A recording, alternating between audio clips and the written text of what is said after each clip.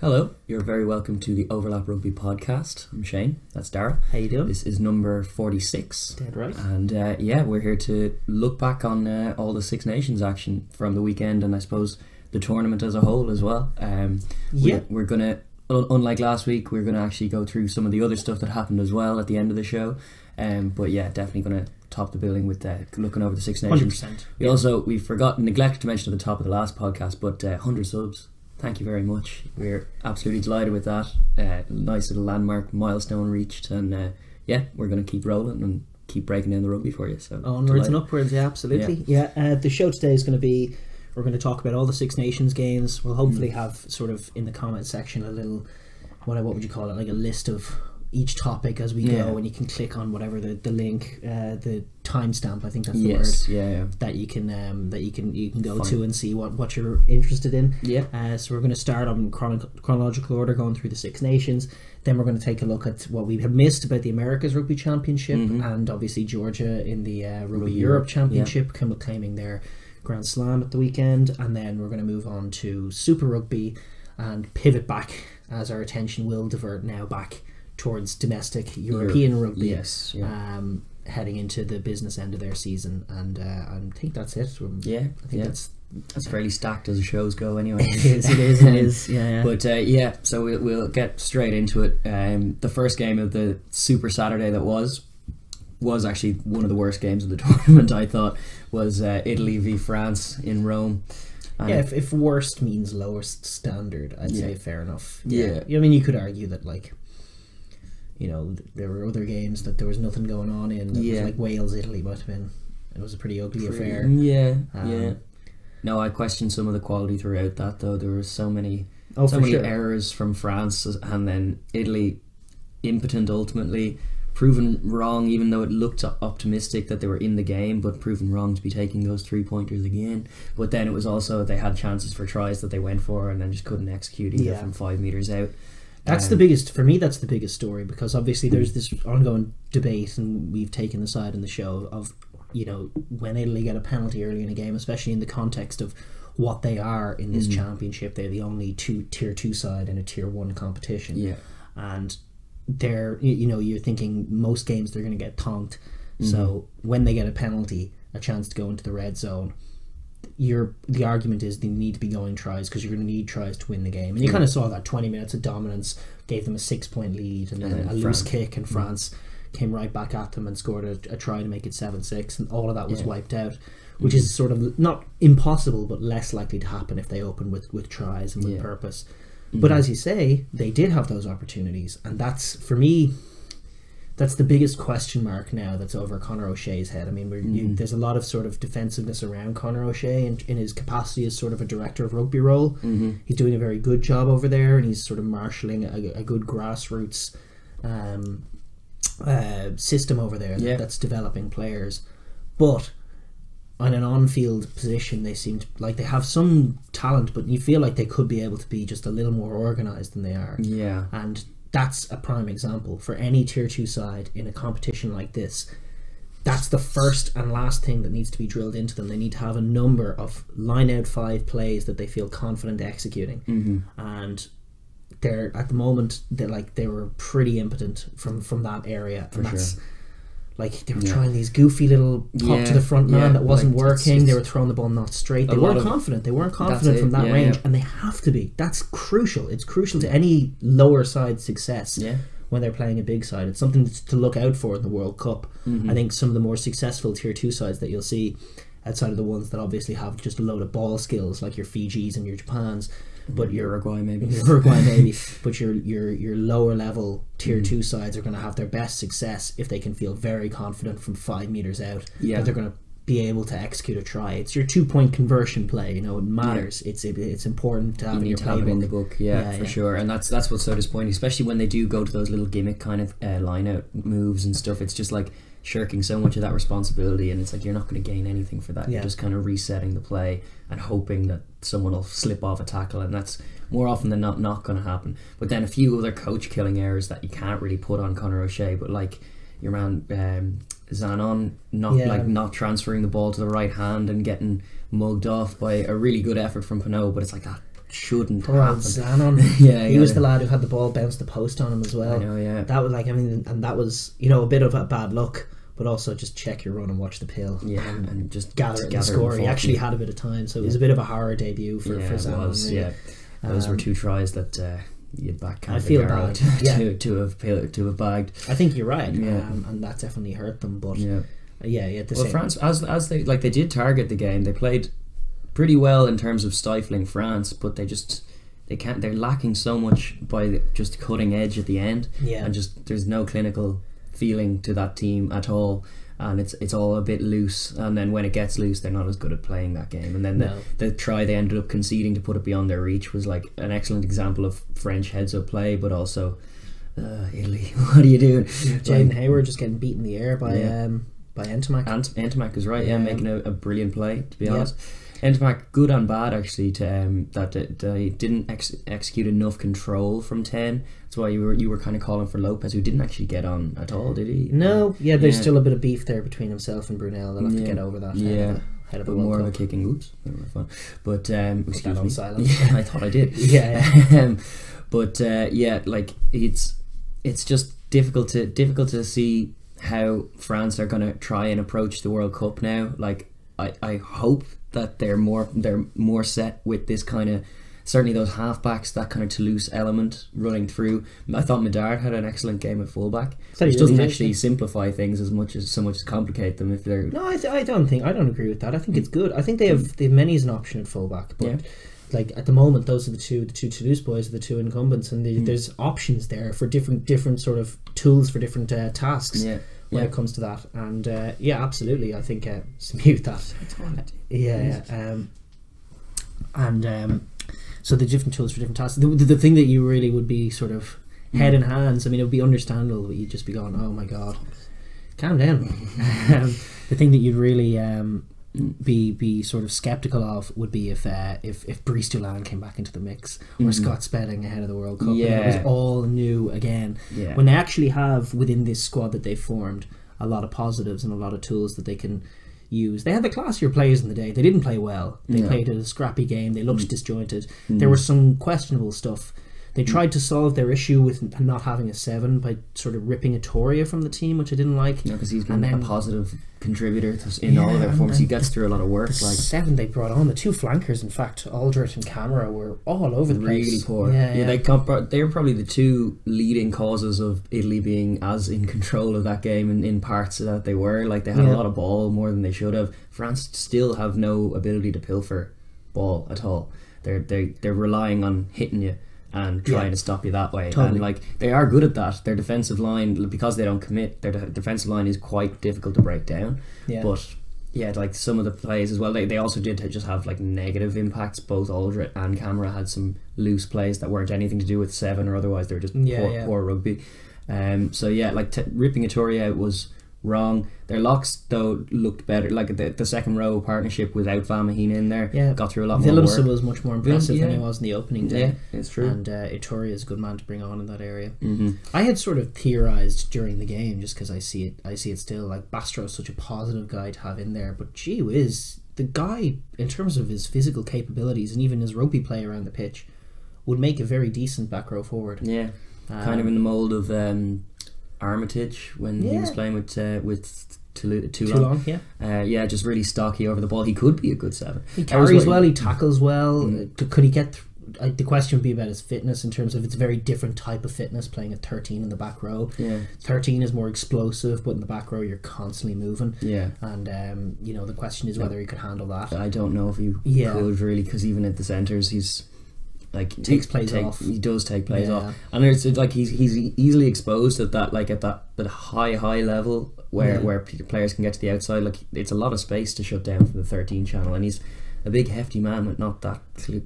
But that's the thing. He could perhaps be more useful in the tight, rather than having to be explosive in those wide channels, which is its own kind of challenge. It's true, but then I liked the balance with himself and Fiku, as long as they had Ramos. They had the distributor from fullback, which there's balance to that. It gives them that direct kind of bludgeoning centre, but gives them the options to go wide, which is where they actually find most purchase when they're successful. Things like in the Wales game, when they get it out into those tramline channels and are able to mix some interplay with backs and forwards out there. That Wales game was done without Bastro. It was. It's true. It's also strange. Like, you just...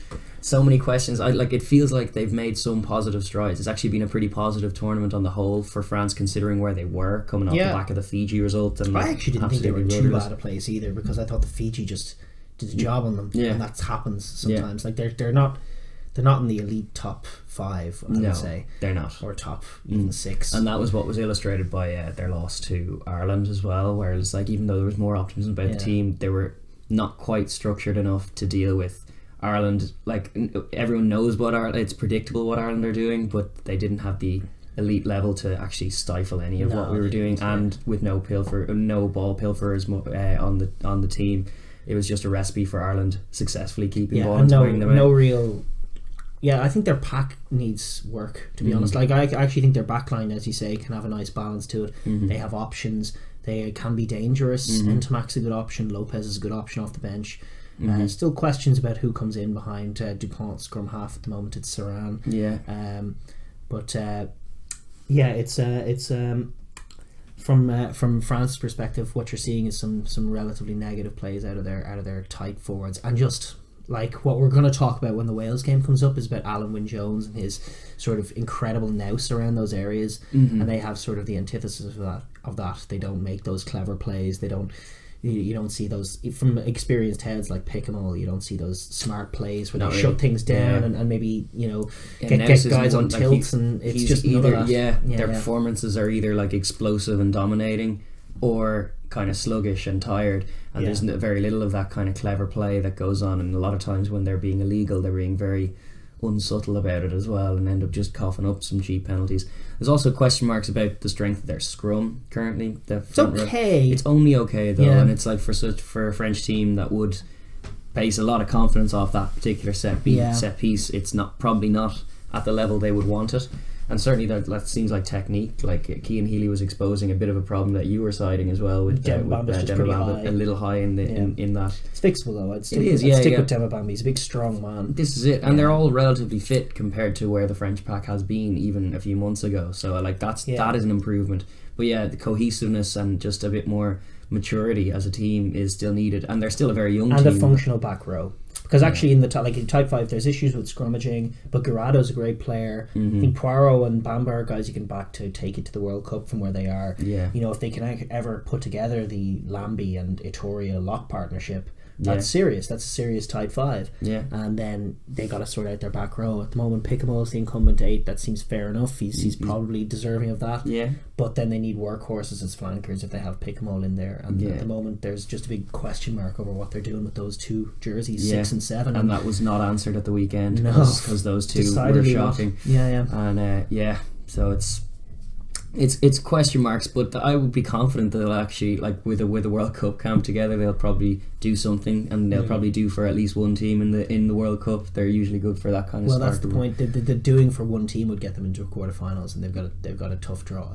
Argentina is the bogey one for your third team in that tier, and they're when it comes to World Cup time, they're very often not just one of the top 8, one of the top 4. Yeah, it's true. They can get very streaky. That'll be a great game as well, just as a spectacle. But that's way down the line. As far as Italy are concerned, it's unfortunate, and it's another winless tournament. It's another pointless tournament for them. They didn't actually accrue a single point, which is vindication from my thought that they should just be going for tries the whole time, because there's no tangible difference on the board between like losing admittedly like better showings against a much changed Wales, slightly stuttery Wales that were like not cohesive as a unit, but a decent performance, but still a loss with no points. Same with Ireland. They can see looked good in parts, but it ended up being a bonus point win for Ireland, no bonus point for Italy. Same here against France, and it was like they were in with a shout in all those games. They were competitive in parts, but there's some of their ambition. They can't be kicking 3. They really can't.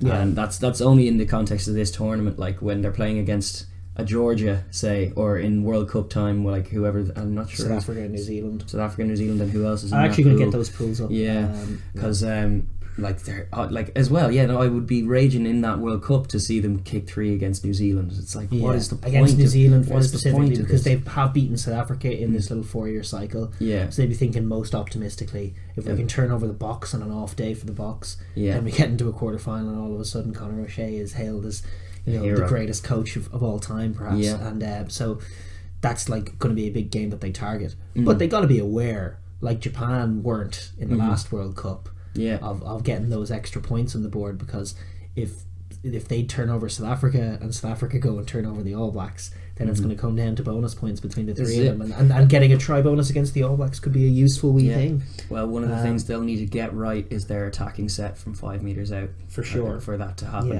And this, as a dry run for the World Cup, from Italy's perspective, this is a tournament that has got away from them with no points gathered, which if that repeats itself in the World Cup, they're going to predictably exit at the group stage, which is obviously what they're expected to do anyway, but should be striving for more. Make sure third place with the because that's automatic qualification for the next World Cup. That matters as well. Namibia and Canada. Yeah, no, those are more on their level. Namibia are an unknown entity as far as I'm concerned. We haven't seen them play any proper teams. This is true. And Canada are, well, they put up a positive showing against the US recently. In a losing effort, but they're way off the pace. So it's actually a decent little group for Italy. There's no bogeys in there. Apart from the 2 big monsters that are in terms of third place security, they can be pretty confident of that. Which just means they should be going all guns, gunslinging into those games. The other point that I can't make enough is that they need to get a proper 10 who can kick in there. I mean, whatever about the 3 points thing, making it 17-12 and it was 17-9 that time could have made a difference. And Tommy from straight out in front blasted it wide. Yeah, I just feel bad for him because he's clearly not a 10. Like, it's just a centre, and they're making him kick and they're making him do all these plays that he doesn't have in him, and they're making him look worse than he is. Yeah, because when he plays like a 12, he looks pretty class, especially with ball in hand. Yeah, he can pass, he can run, he has good vision. He's a distributing 12, a really good one. Yeah, get a kicker of a ball in there, and they shouldn't be trusting McKinley because he's not there at the level. Yeah, they should be getting the guy who's been capped a few times at international level, who's having a good season for Zebra, Carlo Cana, for the World Cup. They should be getting him in there. No, just 100%. Yeah, 100%. Yeah. Even with him out there, those Zebra keep losing games by sure, because they lost to Leinster recently, and Carlo Cana was their best player. I mean, it was like Benetton lose some games as well. Like, you can't just bring Benetton to the World Cup because Zebra lose loads of games. Benetton would not do well at the World Cup. No, they would not. They're doing well in the Pro 14 against rudderless Scarlets and the like. That's very true. I'm inclined to agree, because it's just a lot on Tito to be the sole kicker of a ball in open play, and although he's in that mould, I don't think he's particularly good at it. I think he's okay at it. He's not stellar, like, you know. He's my scrummy of the tournament. Little tiger. He changed the game for Italy. He did. When he came back, he proved invaluable, like that in that opening game when they lost Ireland, when they were without him against Scotland. They really looked like a team without a plan, and it seemed that the actual plan was to have Tito kick all the balls, so they didn't have a plan B for that, which was a problem. But you're right in saying there needs to be some versatility at 10, and also the fact that the centres don't really do anything. Like Maurizi, he did actually grab a try in response. He grabbed a couple of tries in the tournament, which is like fair play to him. I would still feel a lot better, like considering their tendency to leak a load of tries by missing tackles anyway. There's not that much to be lost by. You're not taking Robbie Henshaw out of the team. Exactly. You're taking Luca Maurizi out of the team. Indeed. And then all of a sudden you're talking about a 10-12 axis of Cana and Tommy Allen with Campanaro at 13 and some quick wingers, and all of a sudden there's actually things the attack can do. Yeah, for sure. And Hayward had actually a pretty decent tournament from fullback as well. That seems like they'd be better place to do that, because then it would be less pressure on Tommy, but also just more options for them ball in hand. And they do have, like, that's one thing that's improved this over the course of Conor O'Shea's tenure there, is that they look a bit more like a team with a structure ball in hand.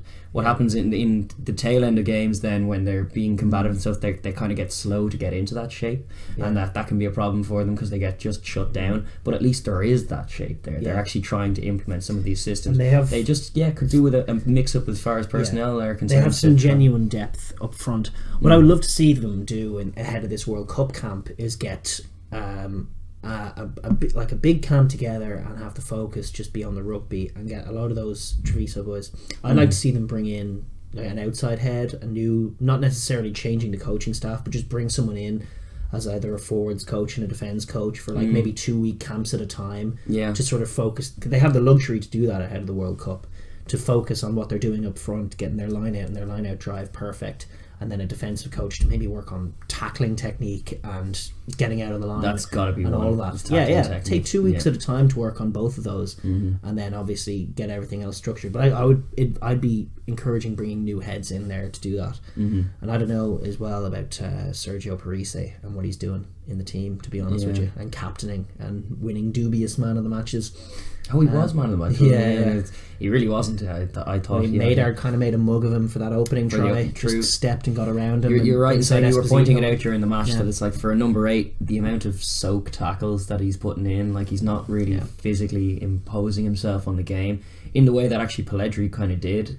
He really well, and Stain has shown some of that throughout the tournament. He was a bit quieter yesterday. Boy, I mean, you could have a back row of your boy Negri, Pelledri, and then Bromstein at 8. And you could even throw Zani in there sometimes. So there's there's depth. There's 100%. There's depth there, and then there's even boys coming in behind in Chorizo who are doing jobs up front as well. See, the intangibles are, I don't know how much. They just galvanise around Sergio. They do, like, and kind of justifiably, like, it's similar to like Brian O'Driscoll for the Irish team in years gone by. But the only difference is that even an aging O'Driscoll was still working on his game and improving and kind of evolving with the times, lose a step of pace but become a more savvy defender. That kind of last Six Nations game at home, he had like 3 assists and was man of the match. Exactly. That was genuine, against Italy, funnily enough. But but like, compare that. Parise just seems like a guy who's old out there, and he's probably feeling very happy about the fact that he's getting through the games and he's putting in as good a shift as his body's allowing him to put in. But at the same time, it's hurting them right now because he's just not. He's not he's in there. He's going to be in there with horses coming at him. And he's true. Little Dan Levy shaped monsters, that are just going to outwork him all day and are probably a bit more physical as well. And it's been creeping into his game for the last few years. Things like sloppy defensive errors, missed tackles, but also ridiculous passes that are not only like Italy don't have the best ball skills in the world, but he's doing like no look passes that are kind of everywhere. They're not into the breadbasket at all. Even when he has to do the simple thing of being the distributor forward to whip it back to Allen in behind in that sort of protected mini screen forward pod to back pod. He's throwing the ball all over the place. He's throwing it really quick and like here, and like best case scenario, it just slows up the move a little bit. And I don't know why they make him do that as well, because he used to be really good at it, but he's not anymore, and he's forcing it. It is forcing it. Is exactly it. So that's a question mark. But then he is their captain, and it's very hard. He's some man for one man as well. Like, he's had a stellar career. Yes. Probably a difficult spot for Conor O'Shea to try and make that call, but you're probably right on form. There's probably a better back row that you can pick it would be that there's a lot of baggage from those days with Sergio, a lot of brave defeats and etc. etc. I don't think it would be any bad thing to go new era on it and get a young squad and get them going, young captain, and away we go. This is it, Captain Tito. This is kind of like with Ireland, when you're talking about all those players from the last generation who had just had horror memories of France, and then comparing that to the younger generation who have pretty much only good times spent over in France, winning games for club and country. And it's Italy, if they want to usher in the new, maybe time to kind of... they're probably going to do it post World Cup, but that's going to be too late for Conor O'Shea. It's true. And it's a shame. It's whether there's an ace up the sleeve and they can upset the apple cart, knock Razzie back down, possible. That would be very unlikely. Shock. It would be bigger. Outdo the Japan one, perhaps. I'd be amazed if the Springboks get caught like that again. I would be amazed. They are a much fresher bunch this time around. I don't foresee it. In that last year, leading into that World Cup, Heineken Meyer sort of went back into his shell and stopped them playing the rugby they had been playing, and they had some negative rugby championship results, and it all got just a little bit tentative, and they called Matfield back in, and it was all very tight and physical, and actually did sort of get them to a World Cup semi ultimately, but they got caught in that Japan game just because they weren't the same team and they were all a bit negative. And, So I don't think Italy will be facing that picture at all. No. I think they may be more like Razzie's boys with their quick wingers rampaging through them, and if their tackle technique hasn't got lower, the South African boys look similar to what the England boys do, like physical dominance. That South African team went to Twickenham and looked absolutely physically dominant for many minutes. So compare that to poor Italy. They really, that tackle technique though has to be a priority, because like the defensive system seems okay, because it never gets far enough in the testing of it before a sloppy missed tackle is made or is not made, and then it's, to be fair, they got the tackles were good against Ireland, so it's not just even about first attack, it's just about dealing with the speed in those sort of more open channels, when it's actually like 5 meters of space, and it's going to be like on your weak shoulder or on your outside shoulder, and you have to make those movements. They're just not quite at the level. They're not, and they go very high. They have a tendency to go stupidly high against bigger men. And it can make for an embarrassing picture. But sure, look, I suppose we'll leave that one. We've been putting it off long enough. We could just talk about that game for the rest of the podcast and ignore everything else that happened. But sadly, well, listen, the big game of the weekend, the Grand Slam decider that we had bigged up, was decidedly and wholly dominated by a brilliant Wales performance, and it was impressive. It was impressive. It was mighty impressive. It was as we thought. It was as we feared, I suppose, from the Irish perspective as well. In that, like, we actually aired as well. We had a few comments saying that the roof was going to be open. We had thought when we shot the podcast last week that that was the news on the day. You got to cut us some slack. Every time we shoot a podcast, it turns out the opposite of what we said. A story that is confirms the opposite of the thing that we had said breaks the next morning as we're uploading it. It usually is the case. It's very frustrating, but but the roof was opened. A lot was made of that. It is a big factor. It's such a... No, it was huge. I think it was huge. It was a terrible decision from Ireland's perspective, but we'll get into Ireland and why it was a poor call. But from Wales's perspective, it galvanised them further. Embolden them. Like, they absolutely dominated from minute one. The opening sequence was beautiful. The kickoff right into the 5 meter channel. Stockdale isolated. North made a great tackle. You talk about perfection. That's how you set it up. And then from it was kind of like England in the sense that they seemingly had a plan literally for until the try was scored. For that whole sequence, everything was done in the training ground. They got the kick inch perfect from Gareth Anscombe, and George North with a perfect tackle. Stockdale couldn't do much about it, and he was into touch. And then subsequent line out, perfect. They managed to get a couple of phases in, but they sucked Murray, who's Ireland's sweeper, in. Ireland a little bit sluggish. Tyke Furlong went to cover Murray's sweeper position, which was a bit silly. And then Gareth Anscombe again with just another 2 touches, 2 beautiful chips with the boot, and he put it perfectly in that position where Murray wasn't, and Hadley Parks took the try and scored. And that against Ireland is huge, getting massive. That first score. Blowing them away. It changes everything, because no doubt whatever, we're not privy to whatever Ireland's plans were, but anything that was said pre-kickoff is kind of nearly out the window off the back of that 7-point shown, because it's like now we're chasing the game. And Wales knew that, and were very comfortable from that leading position to just, like we said, use their versatility and their defensive kind of savvy to slow and harry Ireland and soak everything up, knowing that particularly with the roof open and then the conditions so poor, they're probably not going to try and challenge you, where they probably are a bit weaker. Wales out in that outside area was never going to see that. They were just going to trust their chopping. They've been refining that to a fine art of how to slow down. Chopping. I mean, they're so organised that they can just add layers to what they're doing in both attack and defence. It's the benefit of having a long coaching system in there. I mean, there's a lot of talk about the Welsh depth, and to some extent it's all true. There's a lot of talented guys in there, but those are guys who are part of quite poor teams as well domestically. You put these guys in an Ospreys jersey and they're missing tackles, they're unsure of themselves, they don't look themselves, they don't look almost as interested. But you put them into that Wales setup with what's going on around them, and it just bigs them up, and they play much better, and they're encouraged to be smarter, and they know exactly what they're doing at every point. There was a clever little variation that they were working in, which is just Ireland. The latching thing really isn't what Ireland are doing this year. They're sort of coming. Their support players are sort of coming onto the ruck to clean it out and try and get quick balls. So it's just one man going into the contact. And time again, Wales just put the man on the outside usually between the ball carrier and his support man. Yeah. And that was a few times that they ended up holding up guys. There was one on James Ryan that was great, where Ryan went for a second shove that was so sort of effective last year, and got them up, would get Ireland over the line. And then the initial tackler just put his body, I think it was Adam Beard, just put his body between Ryan and his support player, and Alan Wynne and France? I think it was Navidi. Alan Wynne and Navidi got in on him and held him up, and Ryan, for all of his strength, was no match for those two, and couldn't get back to deck, and Wales got the scrum. And you saw those little variations, those little bits of just outsmarting the Irish players just time and time again. They defensively, they just soaked up everything Ireland had. And Ireland naturally went to the bomb kicks a lot of the time, and Gareth Anscombe having to fill in at fullback did just a super job covering them and taking them. The guy was flawless. Grand Slam galvanised, and he just soaked up everything Ireland had to offer in that opening half with ease.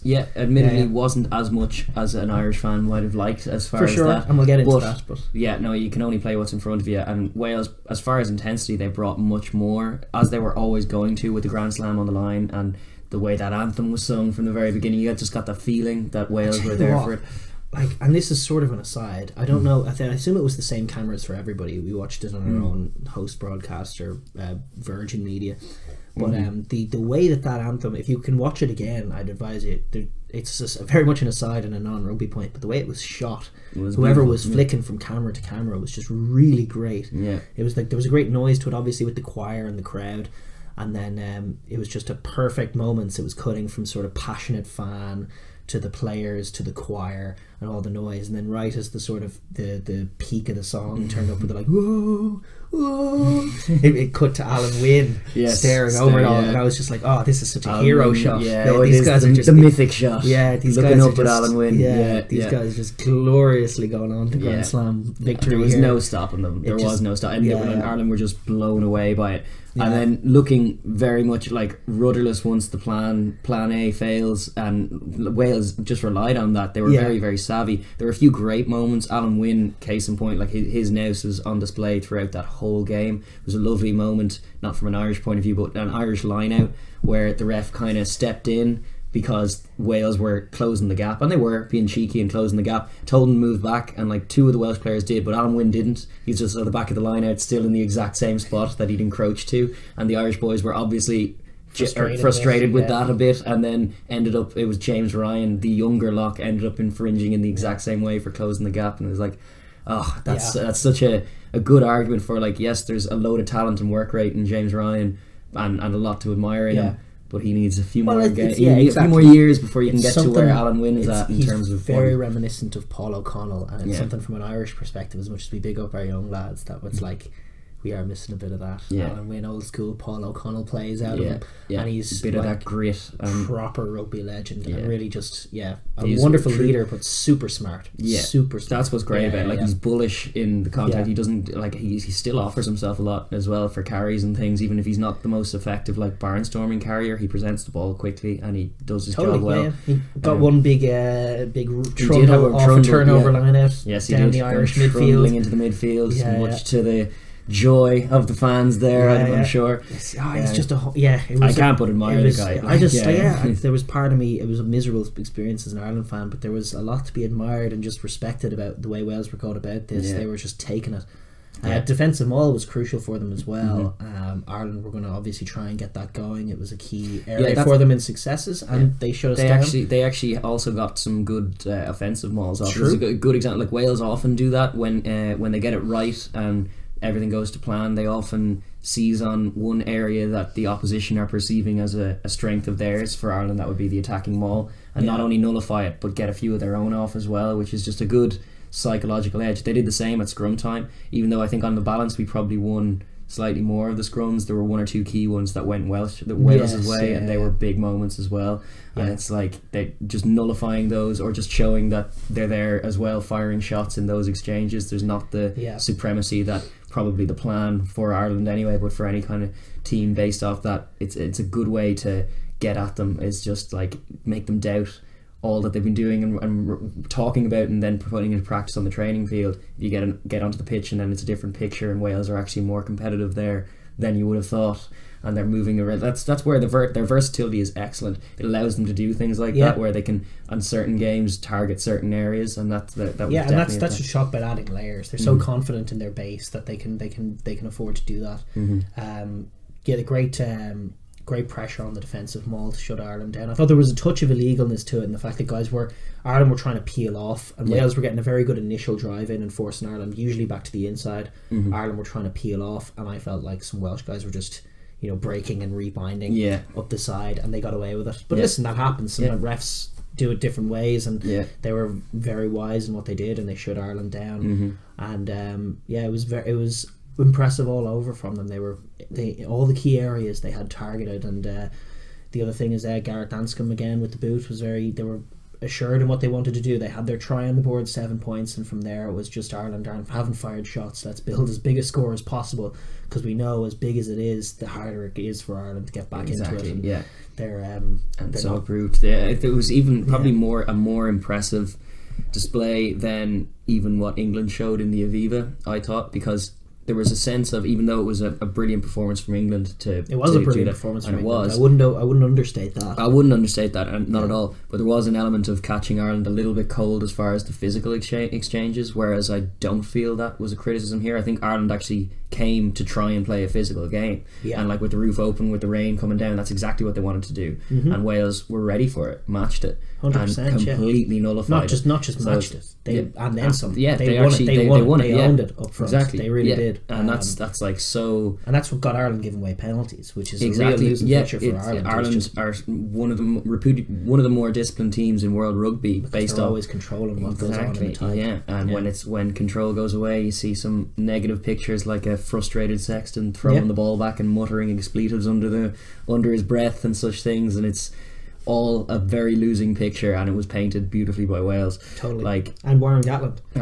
You got a shout out to him. Like, I was very much a skeptic in the old Warren Ball days, which probably peaked in the 2013 Lions tour, and obviously many an Irish fan had their own reasons for disliking him around then as well. But the versatility that he's shown, and the impressive, like, Wales just stuck with them, and they're really seeing the dividends now after 12 years. It's such a settled outfit, and he's like a great coach, and he has very good systems. They can pivot to different ways of playing, and they have a huge big game temperament and form in them, and know how to get over the line right now. It's all coming to fruition for them. It's been a stellar 12 months or so since they've last lost. I mean, probably more now. It's probably closer to 13 months now since they last lost. What do we think of the what they had to go with for much of the game was bigger at 10, Anscombe at 15, and Liam Williams on the wing. It's pretty good. Pretty good. Works. This is the thing, they're so adaptable on the fly that it wasn't even too much of an issue to lose a guy like George North so early, and it's like, who had already contributed one very positive play. This is it, like nearly a contribution that directly led to that 7 points anyway. So it was a good showing all around from that back line, and I like the idea of those two playmakers on the pitch at the same time. Even if it pushes Williams out to the wing, even if Williams is a savvy enough footballer to and make impacts from the wing. He plays a lot on the wing for Saris as well, so it's like it's no issue there with Liam Williams slipping onto the wing, and it just means their backfield coverage is all there, which is what renders the bomb as ridiculous a play as it was. But it's like there's a load of high ball experts on that Welsh team. I don't know why we're trying to target them there, but and especially on Grand Slam day, like rain or no, they're not dropping those balls. There's just no way. They were brilliant. They took them. For all of that waxing lyrical about Wales and their greatness, it's important to remember just how good a matchup that is. For them, in terms of, like, this is a water type trying to attack a grass type. If we're going to go the Pokemon analogy, Ireland just kept doing splash, and it wasn't very effective. And indeed, and the Welsh Bulbasaur just owned it, and it's true. Like you were raising the point in the podcast that actually, if you're being honest about it, Wales, if they're to play Fiji, that's a tougher game for Wales than Ireland. It's a tougher matchup for what they do, and this is where I was going to talk in, because it's not like an indictment of them or anything. It's just some little concerns that linger based on recent history. With England going so well and then falling off, and Ireland going so well and now falling off, and Wales are now going so well, and are we to assume they won't fall off? So there's all those sort of things, and then there's also just a few little concerns, which for me are just the start, like, the tournament as a whole, which is like, it's been a picture for many as a Welsh victory in recent times in the Gatland era, all of which in 2012 and 2013, those 2 wins were followed with horrendous summer tours and November tours against the Southern Hemisphere sides. And the picture of those 2 tournaments in particular was very slow rugby. Physical. And it has been a slow Six Nations. They have, like, sides have tried to take them on up front and failed. Wales have fronted up physically well. They've played that slow game, they've taken their 3-pointers, and then in the crucial moments of a game they found tries. And that's been the way that they've gone about it in previous tournaments. So it's just the fact that in the World Cup, who is it? They have Australia. They have Australia and Fiji and Uruguay as well. Obviously, they'll probably deal with Uruguay. I'd back them to deal with Georgia as well, just given the matchup for them. But like when their defences struggled most this year, you saw was probably that first half against France and that second half against Scotland. And what defined them was those sides moving it instantly to the outside. Finn Russell for Scotland was instantly on the outer edge looking for inside or outside balls, and France were flooding the tram lines with 4 or 5 back players, and they got outside Wales and they found tries, and it was quick rugby, offloading rugby, and it was done in the width of the field, outside of Wales's sort of narrow blitz, outside of Jonathan Davis, making him make the read either on his inside shoulder or his outside shoulder, but it was that area that they were pushing, and in those games there were tries. Darcy Graham's try, for example, was very much Davis isolated, no one on his inside, Finn flicks it back in, disguised ball, and, beautiful try for McGuigan. It was a beautiful try, but those are just it's not necessarily like an indictment, it's just these are things the Wales are going to have to keep in mind going forward. Especially and you're saying as well, their warm-up games for the World Cup were against England and Ireland. 2 games each against England and Ireland. That's no real way to prepare for Fiji. It's no way at all to prepare for Fiji. That's a concern. It for is them. A concern. They're playing bludgeoning physical games in their warm up against England and Ireland, with whom they have such rivalries. Injuring a few key men. Alan Wynne goes down. First of all, it's 4 games, and second of all, it's 4 physical games against sides with whom they have such rivalries that it's hard for them to take even a step back. It like that for me as World Cup prep strikes me as just a little silly. So their first game against Southern Hemisphere opposition, with whom they've struggled traditionally, is going to be in the World Cup, and it's going to be those games against Fiji and Australia that are going to be, they're definitely going to be new challenges for them, and their defence is going to have to take some time, even without the match prep, and work on that. Work on what happens when teams instantly flood the wide channels, what happens when teams are getting offloads away and are looking to basically exploit you with quick wide rugby, because Ireland very much played into their hands with that narrow attack. So it's definitely something that they'll have to keep in mind. But that's like that being said, don't want to. No, none of that's saying that this is destined to happen. It's just a concern and something to keep in mind. That's all. For sure, and it definitely is that.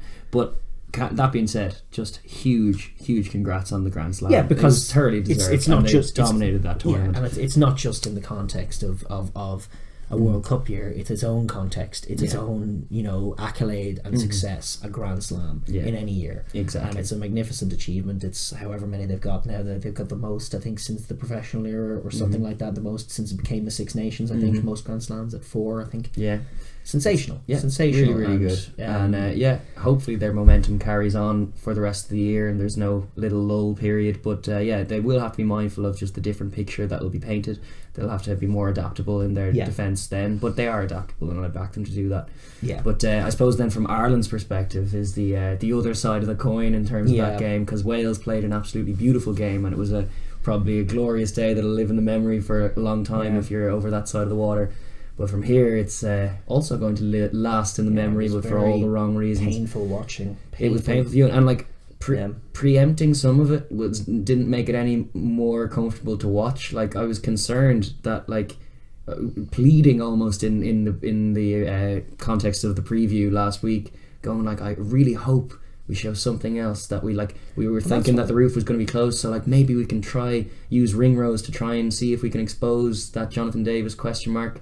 Maybe we should be kicking to fine grass a bit. Maybe we should be trying to use a bit of offloads, a bit of support lines to try and just be a bit deceptive about where that contact is, and none of that happened. It was very much Joe Schmidt's plan. We're going to try and get over the gain line with our carriers and then flash it out. Well, no, there was no flash. There was no flash. Because we never got over the gain line. And what was disappointing as well is just as soon as a set play, there was one midfield scrum where we tried a little quirky switch move to Bundy Aki to try and switch the play, but then the Welsh line speed just closed. That was hilarious. And then we just gave up on the attack straight away. I was looking at that scrum, and who was it who was directly behind the scrum? Ringrose, I think. No, I think it was Larmer. I think it was late on, was it? No, it was Ringrose. I think. Was it Ringrose?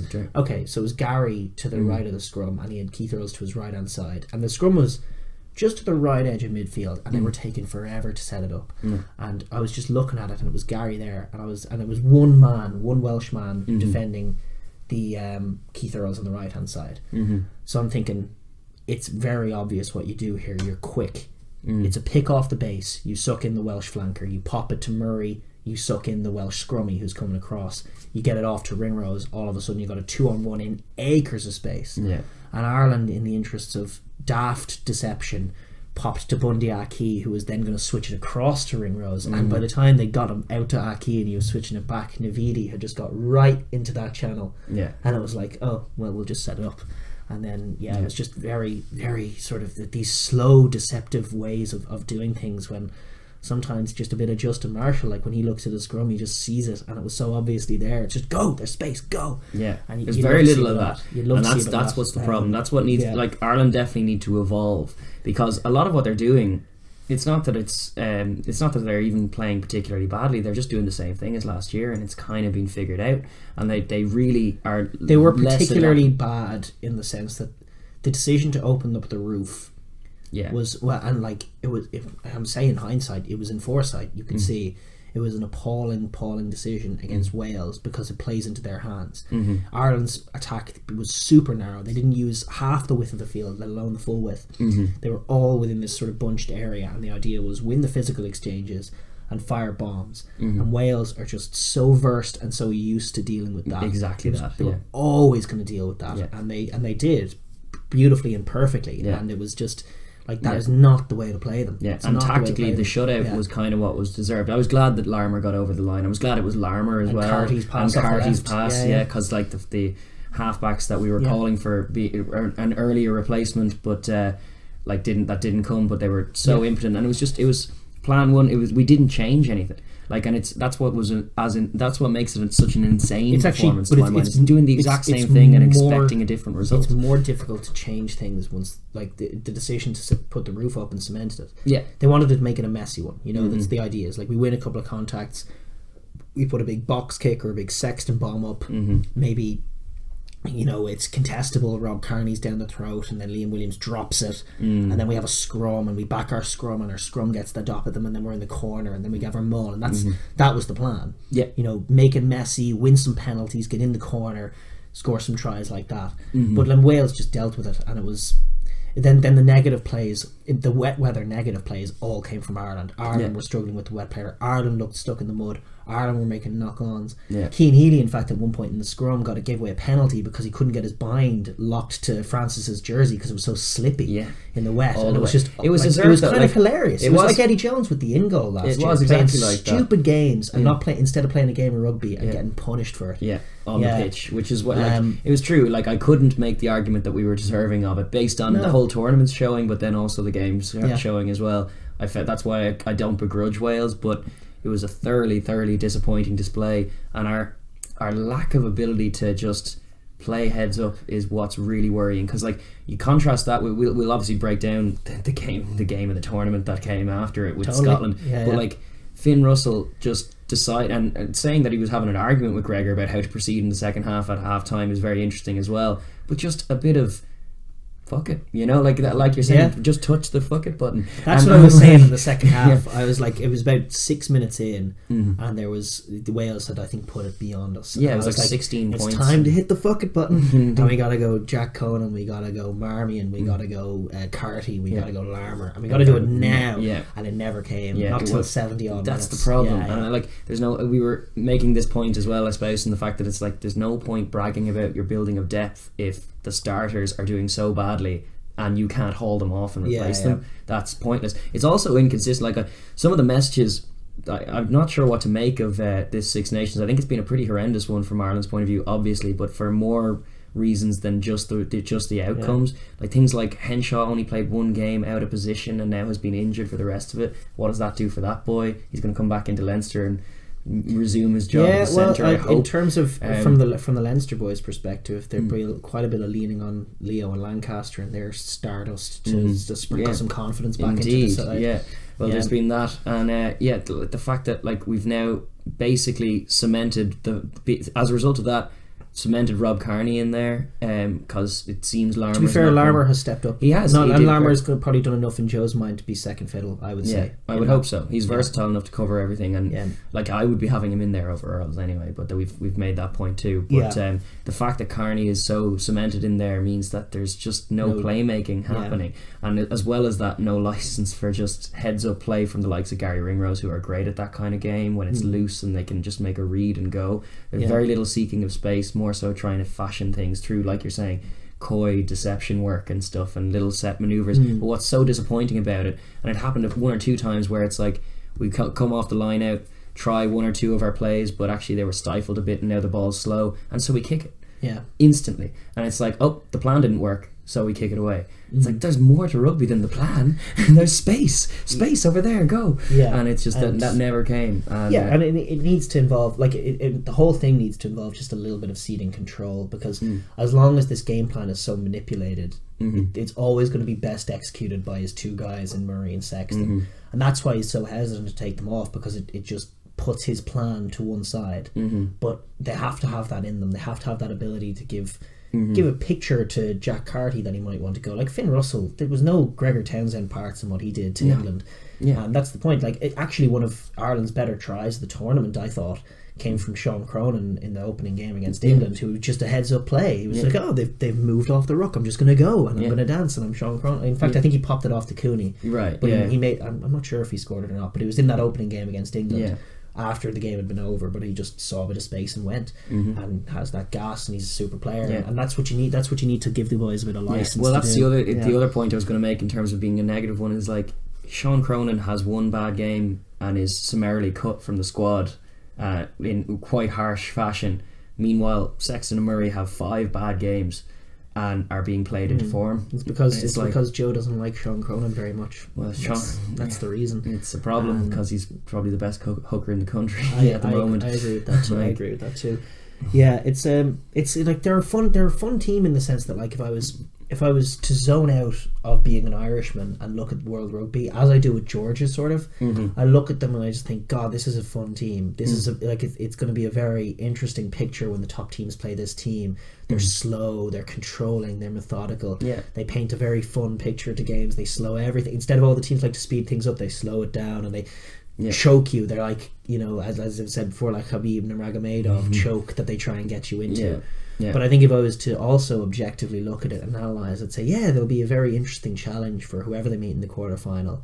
And even if they do put in the big performance and get over the Springboks, I would predict that they're, for a quarter or semi-final exit, that there's a ceiling to what they're doing, which is why, as an Ireland fan, you desperately think that they can change it up and do something different. I also think that there's just, like, in the context of the whole control thing, there's a lot of focus in the team on this. You've heard the quote come out a few times of the perfect game, especially at the start of the year when they were sort of flying high and they were like, actually, in that New Zealand game, things weren't perfect. We made 4 or 5 errors here and 4 or 5 errors there, and if we could get a perfect game, that would be something else. And then, but it just seems to get in their heads. There's no sense of, like, a mistake happens and it's gone. It's in the past. The mistake is on everybody's heads. It's like, oh, it's not been a perfect game. Oh, it's going to come up on Monday. Oh, I shouldn't have made that mistake. And there's just there's very little freedom they're playing with. That's where they contrast with what the Scots showed, where it was just they can go into flow mode and try things, and like things come off when you try things. Sometimes it goes horribly wrong, but there's very little license for them.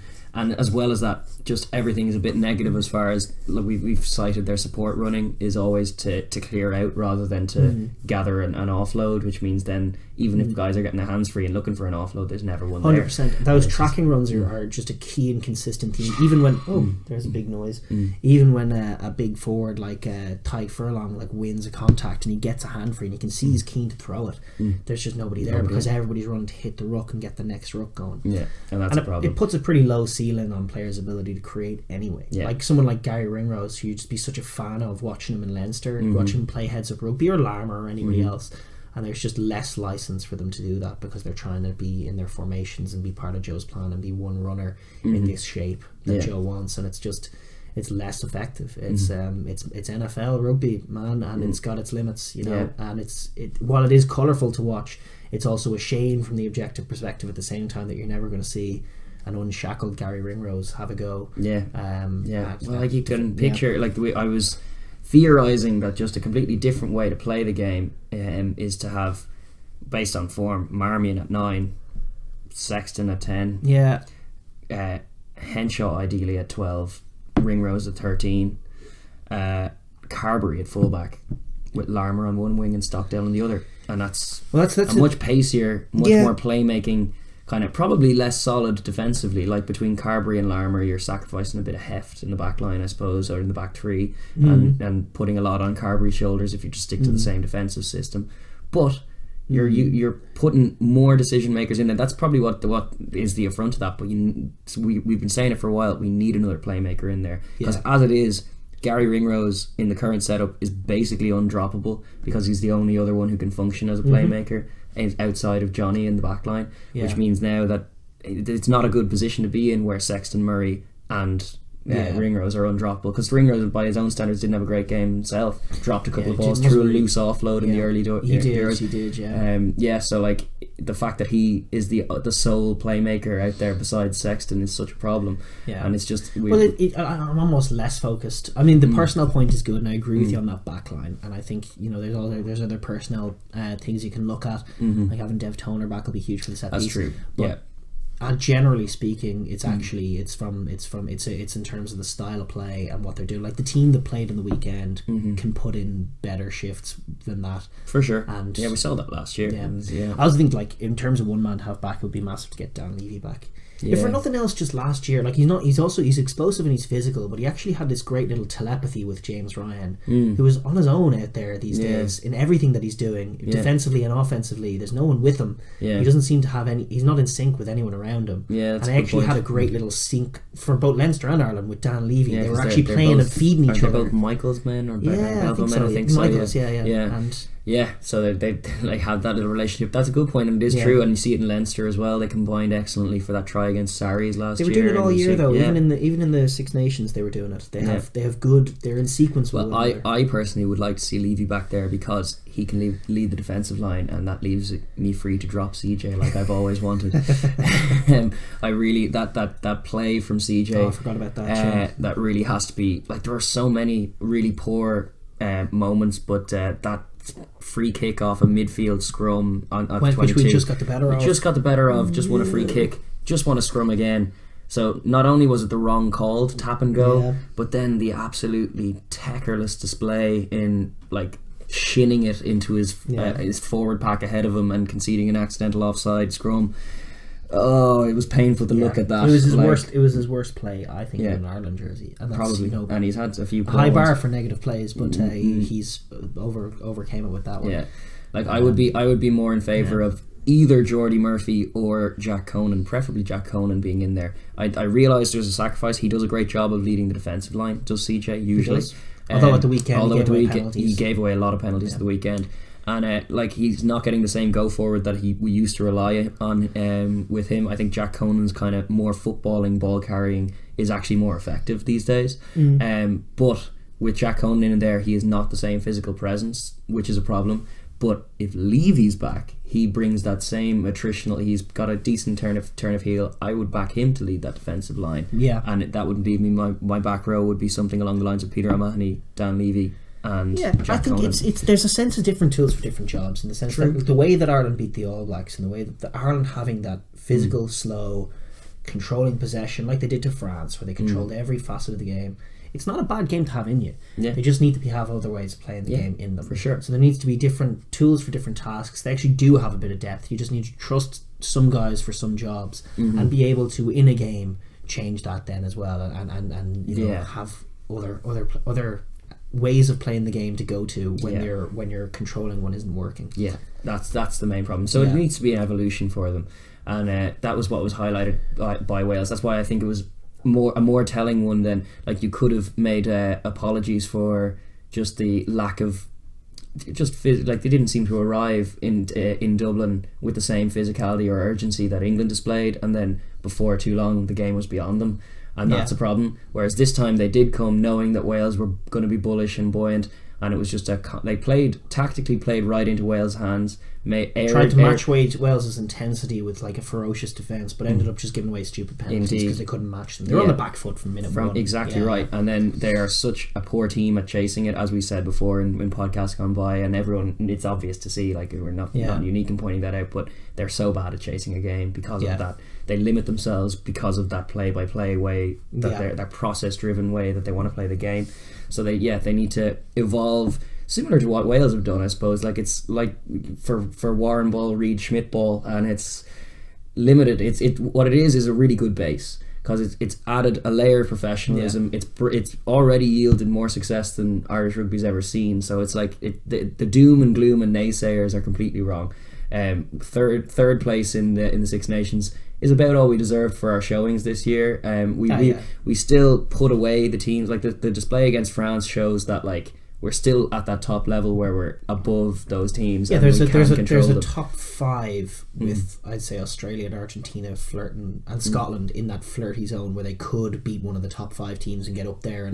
But then the top five is sort of Wales, Ireland, England, South Africa, All Blacks. Yeah, and all of them are there. I think New Zealand are comfortably at the top now, but the gap has diminished to a point where any given Saturday, or any given Sunday, if you want the NFL expression, but they can beat each other, one of them.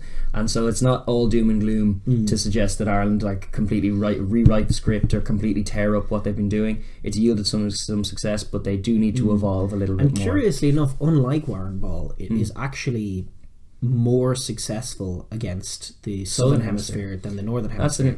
That's true. It plays into Northern Hemisphere hands, and they're very adept at dealing with it. Like Wales are so comfortable without the ball that when Ireland are like, we'll starve you of possession and we'll make you make tackles, Wales like, oh boy, I get to make some tackles. And they love it, and they get out there and they crush Ireland and they stop everything that they're doing. But if you take the All Blacks and play them that way, and all of a sudden the All Blacks have gone 20 minutes without holding the pill, they just get anxious and they're not happy, and they're that's not what they want to be. So it's actually, it can be and could be a pretty useful tool for whoever we meet in the quarterfinal, for sure. But then you got to have those other layers. That's the point. It's ultimately not good enough to win a World Cup, which is where Ireland want to be.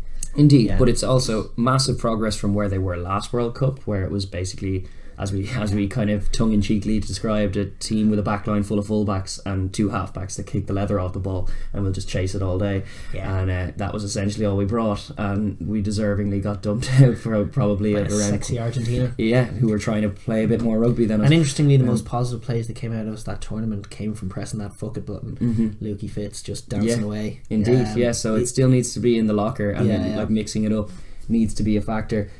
Like change the picture. Like maybe if Joey Carberry was on the bench instead of Carty, he would have been more inclined to throw that in. That still doesn't make sense, because the game was gone.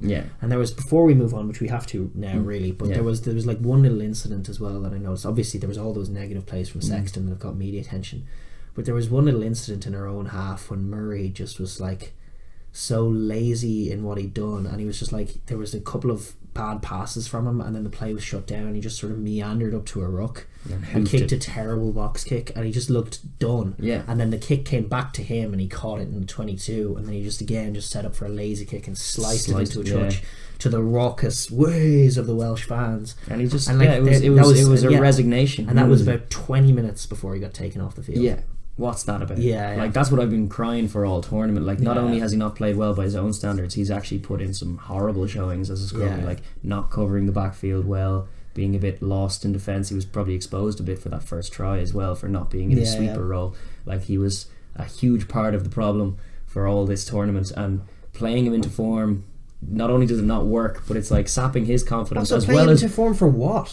Want 20 more minutes in the Wales game? Like it's August before he plays for Joe again. Exactly. So what are you talking about? Is he invested in Munster's quarter final? Well, he is, I guess, but I question it. thoroughly. And I go back to the fact that like he wasn't there when we beat the All Blacks. It was Marmion, and Marmion is the form scrum half in the country. Him and Gibson Park, but Gibson Park's not available, and it's but yeah, it should have been much more pay. And we immediately improved when Marmion came on. Yeah, like immediately looked more and dangerous. Yeah.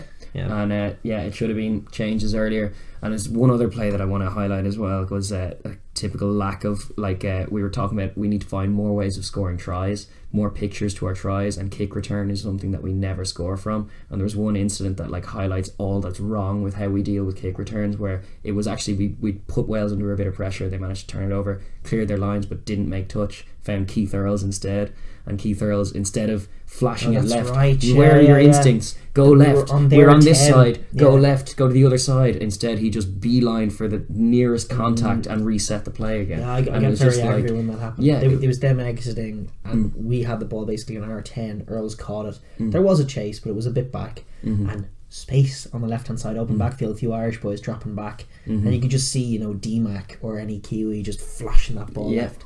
And then Earls just caught it, and as you say, he just ran straight and set it up, contact. And it was like, may as well have been a tight head on the wing for all the difference he made. But that's a mindset thing as well. That goes beyond Keith Earls into the team and everything else. But that's such a problem, because it's such a good way of yielding tries from that pressure. Because a lot of times, if you're going through that pressure game, you may concede a turnover, and then they panic and kick it clear, and you need to be capable of turning that into a try. Like Wales give those away. See what England did to them as well a few years ago. Like there's tries to be scored that way, and we're ignoring them. And that's there's many's a try we ignore. Indeed.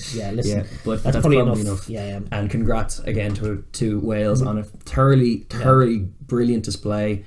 Very depressing to watch from an Irish point of view, just how effectively shut down. But from a rugby point of view, just impressive and a good display. And in terms of just everything else, I can't begrudge the Welsh. They're just phenomenal rugby people. This is it. They had like a wonderful atmosphere in the ground. And Alan Wynne-Jones is a legend. Alan Wynne-Jones is a legend. The only just mild critique is all those beautiful loud fans. Get out and support your regions, because they need you.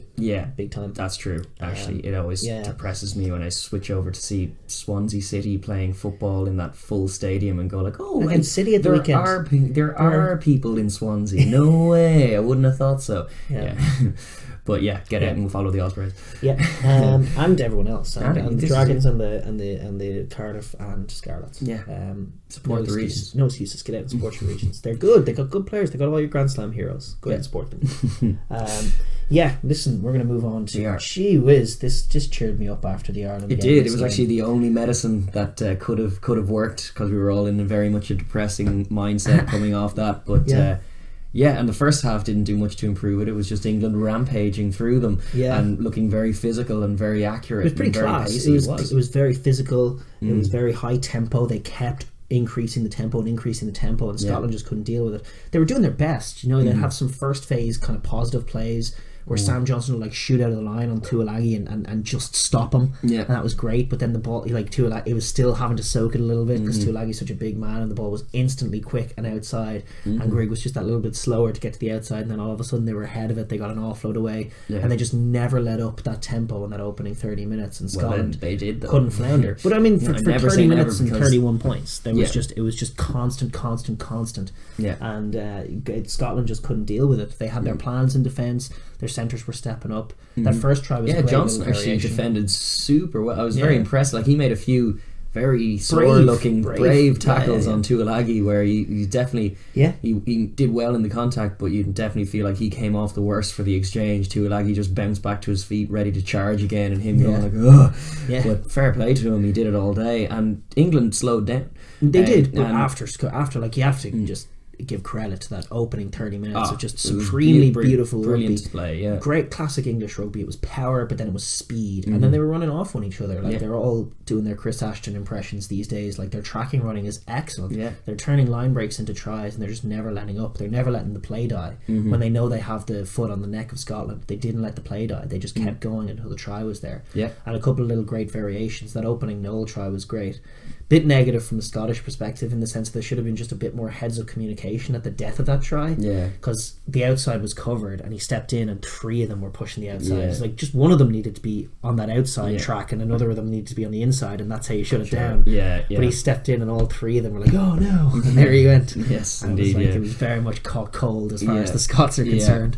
And there were a few other instances. What that Maul try as well was another one that they really should have been a bit more aware of on the 5 metre line. Like, they had already formed the pod. Yeah, the pod was formed at the front of the line. And it was just like Dell at scrum half in behind, and Nell there. I think Gilchrist was on his own and got blitzed out of it by 5 English forwards, as he naturally would. That would have been a frightful sight if you were a Scottish fan watching it, because it's just like, come on, guys, like, you need to defend. At least make them throw it to the back. Yeah, and a part of it was just how quick England were. They were just that bit quicker for that whole opening 30 minutes. Speed of thought and action, and it was very, very impressive.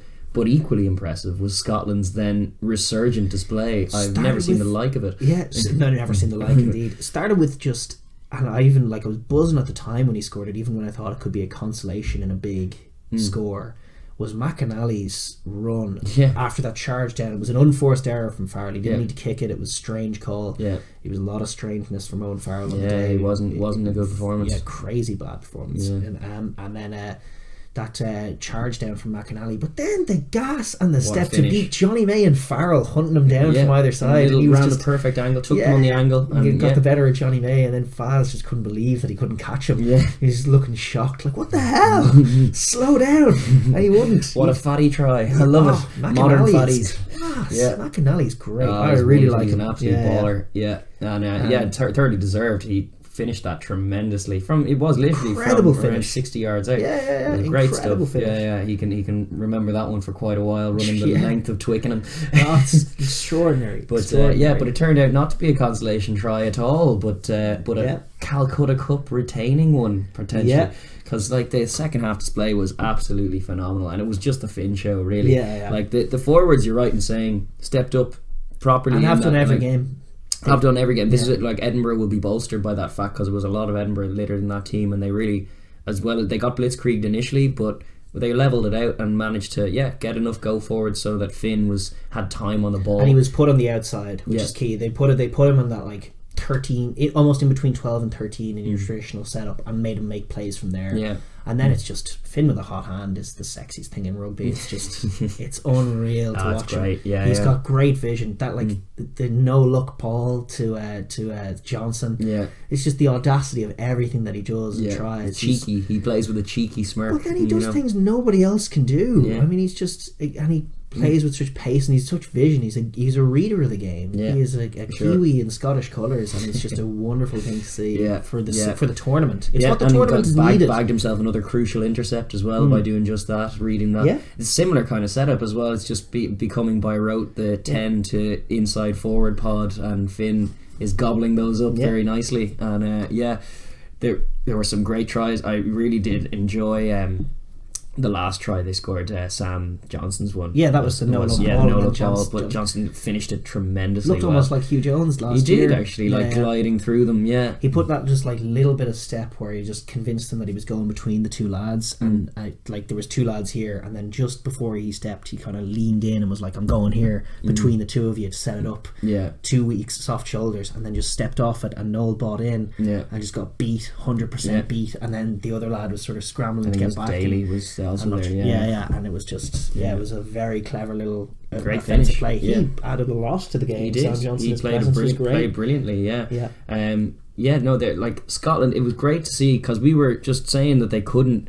We were questioning what form it would take, because they're based their whole game were basically around Finn Russell and trying to be as quick and as aggressive and accurate in attack. Crucially, the Scottish boys around them, their hands were perfect in that second half. They were doing quick things at pace, and it was a little bit of vindication for Gregor Townsend, in the sense that I know he had that argument with Finn and whatever, but it was that quick rugby, and like you were questioning whether the Edinburgh boys could do it. There wasn't much evidence that the whole team could do it, to be honest, on the form of the Six Nations, but it was orchestrated by Finn Russell, but executed by the guys around him as well. And they played heads up, they played running rugby, they firmly pressed the fucket button, but did it in a controlled, pacey, we love to play rugby kind of way.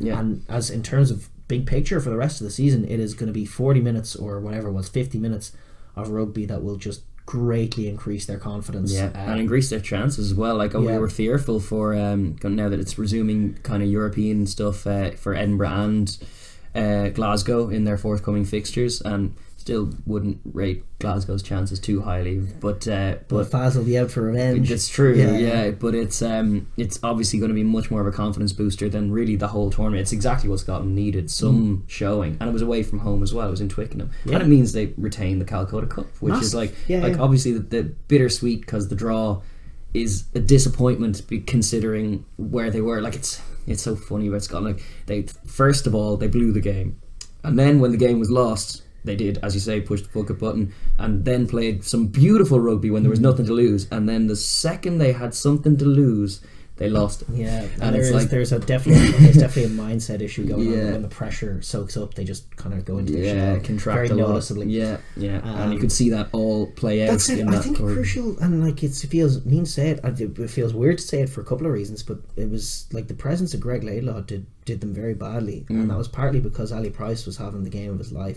He was getting quick ruck ball, he was passing perfectly. He created that phenomenal assist for Magnus Bradbury's try, where he just a sign of the English just being off the pace in terms of just that little scrummy picks it up and then just decides, because there's no pillar there's a pillar, is just sort of back in the line just to chip it over the top. No one in that backfield, I'll take it, I'll pop it to Magnus, who's run in because the fullbacks come charging at me. It's a play that never should really be happening at all. But it's like that time that Mike Blair got a drop goal against Leinster off the base of a ruck. I remember that play. That was very disappointing. It was a similar kind of thing. Just the scrummy picks it up. It's like, oh, there's no pressure on me. Think, it's like, why not? From the defence's point of view. England's just the difference between them in the first 30 versus the rest of the game was shocking, and they seemed powerless to stop Scotland from scoring. They were just praying that Scotland would not keep scoring. Well, this was the thing. One of the noticeable thing that they kept doing was trying to keep the tempo up. Scotland would score a try, they'd kick it back into Scotland's territory, and Scotland would then kick it out, and England would throw it in straight away, which is what they've been doing in the opening 30. Let's keep the tempo high, let's make them miss tackles, they won't be able to recover in time before we scored a try. But then that actually wasn't working. England were stuttering a little bit, and they didn't identify that probably what needed to be done was the game needed to be slowed down a little bit. You need to get your forwards onto the ball, you needed to make Scotland make some soak tackles. More bad noises. Scotland needed to make some soak tackles, and then maybe ping the ball back down and make them exit again and slow everything down, because Scotland are on a roll right now and we need to slow this down. It's true. Whereas they just kept speeding it up and speeding it up and speeding it up, and then errors came and big turnovers came, and what about that Finn Steele as well? Ripping through. Incredible. Who was it that he got on fire? Was it Genge? I think it might have been Ellis Genge. He was at the heart of quite a bit bad. Most things that were wrong, and it wasn't as it normally is. Sinclair, making some horrendous plays, but no, Genge was pretty terrible. Like throughout, he came on early enough, didn't he? Because there was an injury, I think. That's right. And Ben Moon. Bad news for Exeter. That's true, actually, but very, very disappointing showing from him. But also England just notoriously poor at adjusting on the fly. It normally takes them till they get to the sheds before they kind of realise what's going on. And the game was very much slipping away from them. And actually, credit to George Ford. He came in, needed to be Farrell needed to be replaced. His head was kind of gone, particularly after throwing that intercept. He looked close to tears. He did. It wasn't good. He was looking like there's that shot of him looking from left to right, like he didn't know what was going on. I've never seen him like that. He's very controlled. His decision making is very good. But whatever was going on in that camp, they were obviously like screaming at each other. And part of it was just Scotland clicked into gear and were just throwing baller plays at them constantly. And England were like, they had that narrow rush blitz that they could never really get going, but they did get it going for that one play. And Finn just got it on the edge and floated like a sort of no look, like it was instinctual because they were flying up on him. Floaty ball off the left that actually travelled at some tilt and was just perfectly into the bread basket of Maitland coming from a mile away. And he just took it, popped it to Darcy Graham. You're not stopping him, and it's a try. And that was England like trying to get their defensive hustle going. And Finn, as he did last year, just exposing the narrowness of it. And Gee, it was perfect rugby from Scotland. Yeah, it was. And that's like, it also probably does shatter kind of English confidence a bit when mid-game. Like, you could feel the energy in the crowd being sapped away. Like, the first half it was raucous, chariots roaring, and then at little parts in the second half during Scotland's resurgence there was like a kind of more urgent kind of come on kind of rendition of the chariots, and then by the end it was just like murmuring kind of noises from the crowd, which was very satisfying to watch from an Irish point of view, rather cheekily.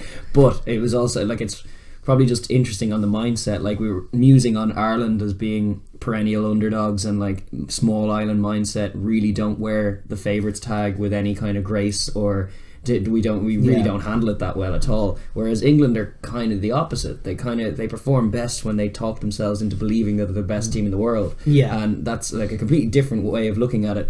But then it's probably very important for their confidence that they are much better than Scotland. That's how they are in their heads. It's like, we are much better than Scotland. We are a much better team than Scotland. And all that they were being shown in the second half was that that wasn't the case at all. And Scotland were actually rampaging in their home turf, and they seemed powerless to stop it. They were completely lost. There's a couple of like we had noticed some issues with England that they had solved, and they've definitely solved a lot of issues. They have a great centre partnership now. They have a great back row now. Depth in the 7 position, where last year there was no 7, so it's like, that's great. Fantastic. And so they've a load of positives in terms of that. But one of the trends that had sort of disappeared, but we hadn't necessarily noticed that it had been solved, was this idea that they like go long periods without scoring. They don't hold leads well. Like, it was very reminiscent in the sense that that South African performance where they started with 3 quick tries, they had the game under control, and they didn't really know how to manage it from there. And then all of a sudden South Africa, much like Scotland, just came at them with just a hunger and a variety of play that was, first of all, like, very difficult to stop, because it's outstanding rugby, led by Faf de Klerk instead of Finn Russell on the day, but it was similar kind of stuff that was going on. And England just, again, they couldn't adjust when they got their hands on the ball. They kept thinking, well, we get those tries like we did earlier on, instead of maybe just like, the game right now needs to settle down. We need some slow phases of getting, and we need to get Scotland used to the fact that they're not still scoring tries. Now the game is here. We'll peg them back, we'll make them exit, and we'll have a 15-point buffer as the game settles down. And they never did that. They didn't do that at all. Which was it's questionable, because it feels like it was crying out for it. I don't know what that is about. I can't put my finger on it, but it is a trend with this team. Similarly affected them in the Wales performance. Like, Wales, even though they were behind at half-time by a decent enough score, like, England are pretty bad at holding on to it, but they also just go too long without scoring themselves. They really do shut themselves out of the game, and for periods they look like the best team in the world in that game. Like, they were amazing in execution in that first 30 minutes, and it's just that difference when probably a little bit of their energy, the pep and the zip in their step is probably gone a bit after 50 minutes of rugby. But also, like, they just need to find more ways of scoring and playing themselves back into those games. It's really an oddity that they can't really seem to adjust and temper that on the fly. I still don't know what it is. I can't put my finger on it, other than that it keeps recurring, so it is a trend. But it would be very concerning if I were an English fan. And it's like, that's why I think it's kind of deserving. Eddie Jones is bringing in a mental skills coach. Maybe that's what it. Or you could just bring in the Georgians again, and we could have a nice. He's bringing in a coach. He seems to think that it comes from the World Cup. I don't know why, but he seems to think it comes from the World Cup exit, as it has given them some mental hang-ups. Probably has, but I'm sure it has. That's expected. Yeah, sure. Ireland have plenty of them as well. But I still think there's a lot positive about it. It's not all doom and gloom, but it's important that they didn't even get the 4 wins. I think three wins and a draw is about right for them. Like, they were flying high after the Dublin showing, and that was a tremendous performance, and their highlight of the tournament was going to Dublin and getting that scalp in such emphatic fashion. But it was like all the talk after it, as if like, oh, we're back, we're completely solved, problem solved. There was some smack talked in the week about how they were going to dominate Scotland as well. It's like Eddie Jones said something along the lines of, it's all going to come down to who's going to be a bit more physical and who's going to be a bit more intense, and that's going to be us. And that was sort of the way he put it. It's like who's going to be a bit more magic? Indeed. Finn Russell. Finn Russell is the kryptonite for that. It's they've gone a long way towards addressing some of those problems. Stumbled upon a very, very nice centre partnership, very balanced in Slade and Tuolagi. You're questioning the 15 jersey, probably up for grabs more than just relying on Daly. I think it is. But they need collectively to be a bit more disciplined. It wasn't actually their downfall at the weekend, but they do have a tendency to give away sloppy penalties and turnovers. Discipline doesn't just mean not giving away penalties. No, discipline just means like sticking to a system, not being sloppy, not being kind of loose and crazy, just focused on your job a little bit more. Sure, yeah. And it's like that's a recurring theme, and they also need to stop taking 50-minute periods off in games. It's not just off, it's just something happens and they can't recover from it. And it's not that they just decide to take 50 minutes off. No, it's not. They just can't rebound from a negative thing that happens in a game. And that's a concern, because that's a necessary skill in any team's toolbox. Negative moments against Argentina, they'll have negative moments. There's always France. negative moments in games, even in games that you win and dominate. Sure, even Wales dominated that game against Ireland, and there were a few negative moments from them as well, but it doesn't come down to all that. You need to have a bit of rebound ability.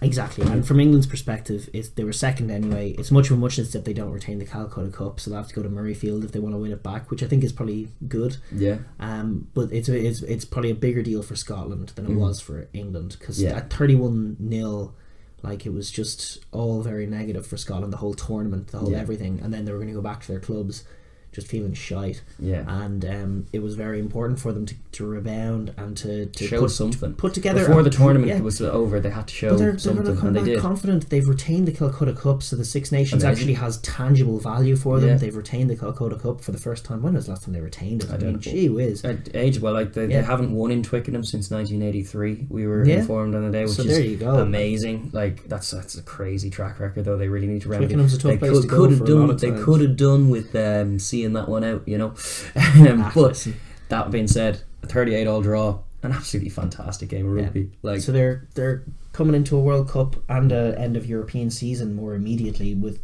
a Calcutta Cup and with some positivity, and it's huge, and an ability to play the style of rugby they want to play with not the ideal personality or the personnel there. Put Finn on the edge and make him let him do his thing. It's got to be that. Like, I remember I read a Ben Smith article, not Highlanders Ben Smith, but journalist Ben Smith for Rugby Pass, who was arguing on the sort of value in the aftermath of this game of why Scotland need to sort of go all in on Finn, is what he put it. And it's like it's that's where the wins against the top teams are going to come from. It's their only way of competing, because otherwise they're just not quite there. Not quite there is right. And you can see that, like, the Ireland game is probably a good indication of that. When they lost, Stewie Hogg was a downside, but it was like they were in the game for large periods. They're definitely competitive, but it was also apparent that they weren't quite at the level, and that's the problem. Whereas when you give and it was all disjointed at that time, nothing was clicking.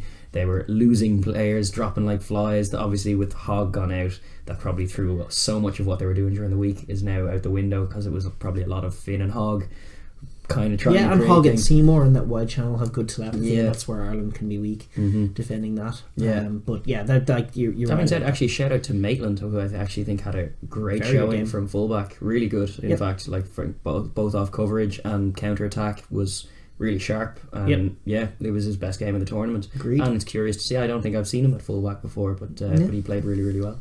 It was super impressive from Scotland. I was glad that the pack stepped up the way they did. Hamish Watson is huge for them. The difference takes a bit of the workload off the other guys as well, and can leave them a bit unshackled. He's a little bit more impactful than, like, Richie had a fine tournament considering what he was asked to do, but he was also probably slightly outclassed in that position against all those teams that they faced as well. Not even outclassed, outmuscled, I would say. Because he actually does have a lot of class. It does, but then you were seeing pictures of, like, a really tired Strauss having to start at 8 and doing a lot of work, but then after 50 minutes making a few fatigue-based errors. Hamish Watson is a Duracell bunny who will go all day, and is also so combative in all forms of contact, be it trying to pilfer ball at the ruck, but his carrying has come on leaps and bounds this year. I'm really looking forward to sort of pivot as we're going to in the near future to domestic rugby. I'm looking forward to seeing him take on Tadhg Byrne in Edinburgh and Munster. That's like now a curious matchup. Isn't it? Who's going to steal the most? I don't know, but I'll definitely back Hamish to get a few. He's rough and tumble ready. Like, he's so You can't but admire him because he's not actually the biggest guy, but he plays like a. But he's deceptively strong. He is, yeah. He's got He's that one of kind those guys who's just you see them sometimes where they just look like a normal guy, and then you get into a contact with them, and it's like, fuck, this isn't a normal man. No, not at all. He's a monster. He's a little monster, and he is. Yeah. No, he improved their chat. Like since coming back last week.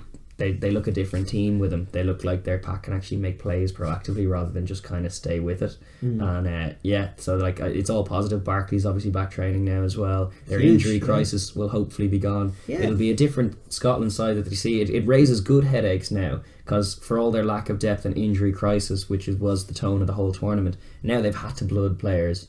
And they've got some that are keepers. Like I think Sam Johnson is one. Well, if Dunbar comes back, that is a headache. But it is a headache, but it's a good one to have because where there were no options before, Stewie Hogg were irreplaceable before. Blair Kinghorn has shown promise, and now Maitland has shown good takers from fullback.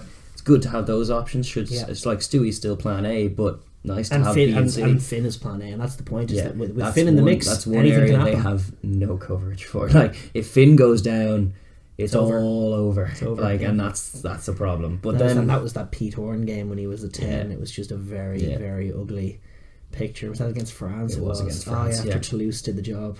Toulouse winning it for France by taking out Finn. That was so curious. We did mention that before, but Toulouse in their test window recalled none of their French players, gave them the week off, called up Giraldini from Italy, and injured Finn when they were playing Racing in the U Arena, and so took him out of the French game. It's like got the W for themselves and France. What a stellar season from Toulouse. They're actually just and Giraldini went off injured when Italy were playing France as well. Did. Maybe it's just those extra minutes.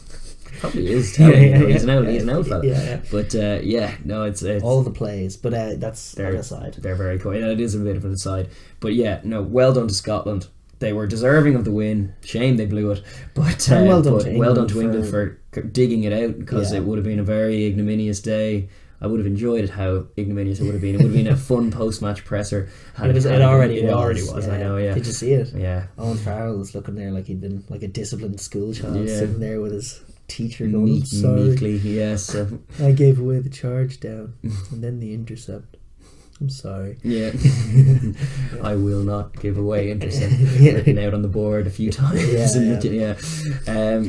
So that it was just a tremendous game and a wonderful. Like I was kind of doubting. We were questioning just the layout because it was Wales's Grand Slam. Obviously, like we were questioning the sequence of events as far as the games, but then it turned out to actually be perfect. Certainly from everyone's point of view. Like the Irish fans needed cheering up. I'm sure the Welsh probably enjoyed watching what the Scots were up to as well. You can comment below and let us know what you thought, but I'm pretty sure everyone, bar the English, was enjoying it as well. It was enjoyable just in the sense that it was a wonderful rugby, and it was like that's what was most pleasing to me. And because the Six Nations has missed Scotland this year. Yeah, the real Scotland, the Scotland of the last few years with Vern Cotter and Gregor Townsend that actually upped the tempo. That's where that slow pace has come from. And you're right in saying that the tournament as a whole has been played at a lower pace, which is why this game was so welcome to see it, because as well as being just a stellar advert for European and Northern Hemisphere rugby, that is a perfect way to sign off proceedings for 2019 Six Nations. It's also just great to see Scotland show something. That's what we were begging for before the tournament was out. Show something important for them. Yeah, absolutely. And anyway, listen, that's the Six Nations, and we're going to move on now to the Rugby Europe Championship and the America's Rugby Championship. Two sort of tier 2 competitions. Rugby Europe wrapped up at the weekend. Georgia's 5th Grand Slam in 6 years, with a 22-6 victory over Russia in the wet. They just sort of strangled them. Russia were going for it. I think someone was saying they had 35,000 at it, and they had their plans to beat Georgia. Georgia went back to their scrum and just out-scrummed them and got down into the territory that mattered and scrummed them. It was an ugly game, and Georgia got a few scrum tries and scrum-de-dum-dum-dum, job done. Yep. They munched all those teams in they that did, comp. they really did. do, and it's a shame that you just question, are they going to be ready? They got Fiji, they got Australia, they got Wales, they got Uruguay. They just have no preparation for that. Yeah, and they're all teams that play with pace and width and Georgia don't do. Well, Georgia just but they also just haven't. They're not going to face the team. This is why I'm still quite a bit in favour of some form of World League, because it's important that Georgia play games on their level. Yeah, and it's not good enough that the fact is, you're kind of close enough to Europe that you'll just play all these tier 2 European teams, but not in the Six Nations. So you'll just play a bunch of teams that are beneath your level. The teams they need to be playing are Japan and Tonga and Samoa and Fiji, and then Italy. The odd game and Italy, and then the odd game against someone else, someone of a higher level. So again, that 4-team World League would be just a great little thing. Because the other thing is like what they're trying to do, or what they had been trying to do before this World League proposal, is just sort of mitigated by giving them like a test every November against a tier 1 team, which is not good enough because you're playing a team at a lower intensity. You haven't got a full camp together. There's nothing at stake. It's essentially a friendly. And it's just it's never going to be enough for them. They need competitive fixtures against teams at their level, and the best way to do that is to get them into some tournament that involves Japan and Fiji and those teams. And you can dissuade the travel issue by just having the tournament in a place for a number of weeks. That's a perfect way to get the American market into it as well. Have in America. Host it in Texas for 3 days only or whatever. No, 3 days only. Like weeks, 4 weeks. Everyone's spending the month in Texas, and we're all playing each other on alternate weekends in triple headers, like the old Pacific Rugby Champion, whatever it was, the Pacific Nations Cup.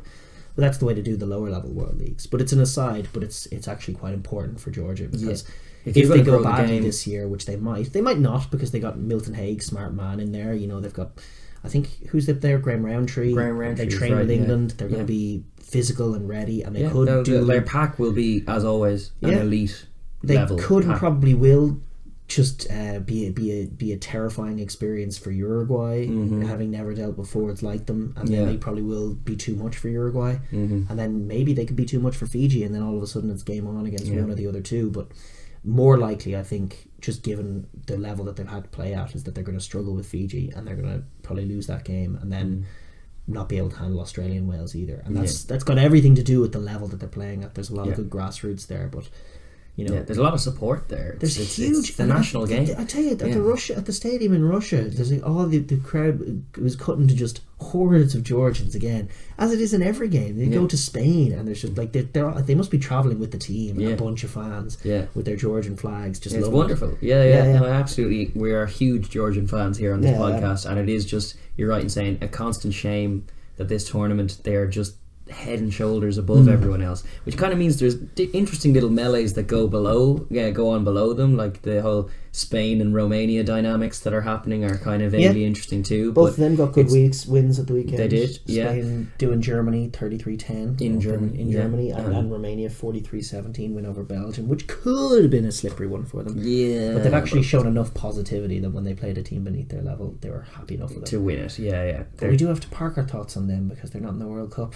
So it's all about Russia, really, and they showed some positivity throughout the course of the tournament. They've significantly improved compared to last year. Significantly improved. They were one of the worst teams in it last year. They put it up to everybody this year, including Georgia in the wet. And they'll be ready for the World Cup. They'll be bigger and better again come World Cup time. There'll be a slippery one for potentially Ireland or Japan or Scotland.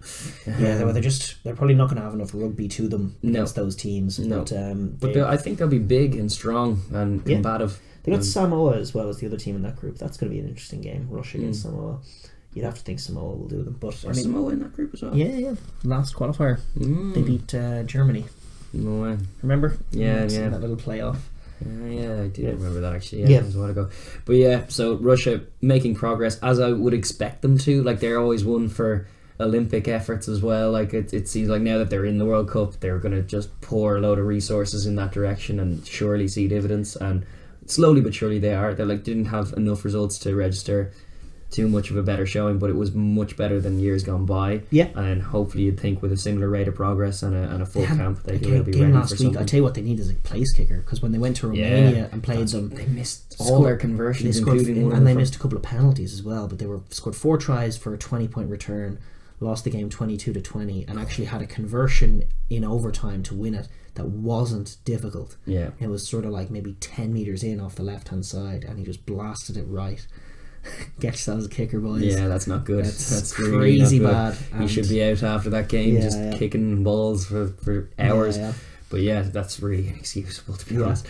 But so a few problems to be fixed for them. But generally, more positive growth from this tournament, and I'd say they'll be ready for the World Cup. Like they're at the right level in this tournament for their slow progression, because they were so it's suiting actually them. Games against Spain and Romania are good little up steps for them and chances to get ready. But that said, the difference in level between those games and what's coming in the World Cup is too great to surmount. You would think. You would think.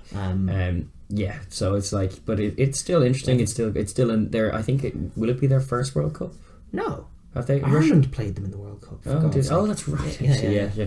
No, but it's like they'll definitely be growing all the way there. It's just the shame. The great shame is Georgia. They need those competitive fixtures against teams that are going to paint different pictures and like challenge. There's a whole little level, a little window in beneath that's at the very top of tier 2 that includes Georgia and a bunch of teams nowhere near Georgia. And World Rugby needs to find a way to facilitate Georgia playing those teams, because this tournament that they're stuck in isn't good enough for them at the moment, and it's just pointless and terrible. And tossing them in the Six Nations wouldn't solve it either. No. They would have the Italy syndrome. Of just being not quite there. They need to be playing those teams that I mentioned: Japan, Tonga, Samoa, Fiji, and then the odd game against the tier 1 team. USA, Canada, USA, Brazil. They give Brazil a little game. That'd be funny. They probably do for them. Brazil. They destroy at their own game. Scrummaging. That'd be fun. They'd have all the tricks, and Brazil would have no answer once their scrum stopped working. It would be cruise control for Georgia. Yes, it would. But it would still be an interesting picture that I wouldn't mind seeing. I know. But this is why you're making the point about. We made it before on a previous podcast. We're just going to elaborate for clarity that the Nations League is or Nations Championship that they're proposing. It's a good idea fundamentally. The layout they have for it now with 12 teams is pointless. It should be 4 teams. Keep the current window as is in November, and keep the current window of the Six Nations and even this poxy Rugby Europe with Georgia in it. Keep all of that as is in terms of just satisfying and facilitating what's going on now. Keep the June tours, because they're great, great fun, and great for the money in the Southern Hemisphere teams as well. The June tours do them well. It's always good when the Irish come to town for 3 games and they fill your stadiums and they buy your beer, and they and your TV figures with Sky Sports having the rights and everything else. And then in November, that window that is it's not friendly games when you have a game there's definitely a thing of like test matches, and that's true. Like the Ireland New Zealand game couldn't be described as a friendly by anybody who knows the game at all. Exactly. But the Ireland USA game very could. Or the Ireland Argentina game that was a bit like meh as well, because nobody really it didn't really matter. No. And so that window needs to be fixed. It would be best fixed with a little World League with 4 teams per league. Everybody plays everybody. Winner goes up, or maybe there's a final there. I wouldn't like the idea of a final. What if it's a draw then at the top of the league? Share it. You can't share a promotion. Points difference. Okay. Yeah. No. Fair enough. Yeah. Just 3 games, and then the winning 3 team or 4. Well, no. 4 teams per 4 teams, 3 games. Perfect. And then if that, then it leaves you the window to arrange another game. Yeah, you could do a final then or whatever, or a playoff or thing if there's that other window, because it doesn't take up too much. Like the players' complaints about adding extra games are valid. Like there's already the seasons are stretched thin enough as it is, and they like the star players are going to want to be there for generating revenues as well. So there's going to be pressure on them to play, and then pressure from the clubs to pull them back, and it's all there's no need for it. But it would also add interesting dynamics where it's like, as the current, if it was the current thing, that then Division 1 of it would be New Zealand, Ireland, Wales, and England. That's New Zealand, Wales, Ireland, England to you. Yes, sorry, that's right. So New Zealand, Wales, Ireland, England. Yep. Which would leave South Africa, and then if you were to mock it on what's happened, you'd have Ireland go down, probably South Africa coming up. But that'd be like an interesting dynamic in itself. The top tier are at such a high bar, they don't want to go down to the second tier. Then there's all of a sudden that juicy third league, which would be so great for whoever gets in it from beneath, and so sort of harrowing for the likes of Scotland or France if they fall into it, or Argentina or whoever it is. And that would be illegal. It would because light a fire under teams like Argentina, Yeah. who tend to show nothing in autumn as well. Like they literally don't even bother showing up. It's a very different Argentina than you would see at the World Cup. Yeah. So like it would do a lot to change there's that. 9 in Tier 1 to my money. There's 9 teams in Tier 1. There's the top 5 of the Six Nations, and there's the Rugby Championship teams. Yeah. That's 9. That's Tier 1. Yeah. In my head.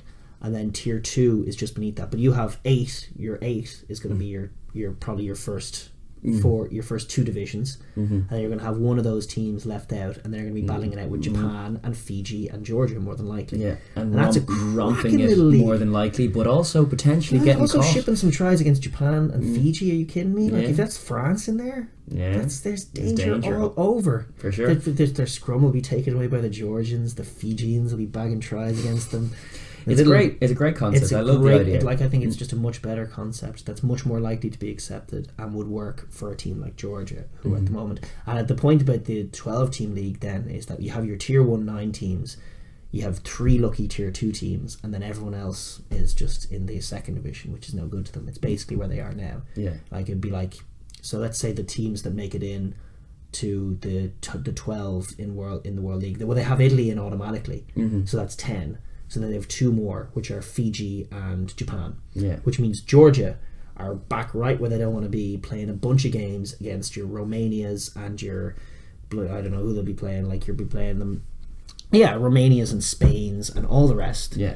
And it's just hindering what they're developing, and in fact it takes away the November window where they actually do get to play a Tier 1 team from them, so it's just very negative. Indeed. So whereas the proposed solution of the 4 teams per league is excellent because it gives you a chance to put on some spectacles in random places. You can put them in America, you can put them on in like Japan. You can have them host like 3 or 4 teams for 3 weeks and have them play a bunch of games. Be great. And it also means, like, you're talking about getting USA involved. The way to do that is not to chuck them into the deep end with a bunch of sharks and have them get hammered every week. Well, actually, by the new proposal, they would be in the Tier 2 Would they? Yes, because by the new proposal, it's done by World Rankings. It's just 12 teams. USA are in the top 12. Okay. Except it's not just the top 12 because Italy get in. Yeah. Because they're a Six Nations team. Ring fencing. Part of the club. Yeah. And well, that's a problem. That needs to the club mindset. That part of the club ring fencing around what's there. Like you don't need to change what's there to actually develop this and push this, and it would be a good development, I think. Anyway, in the Americas Rugby Championship, the Uruguay did. This was actually last week, but we missed it because we had our sort of confined Six Nations show last week.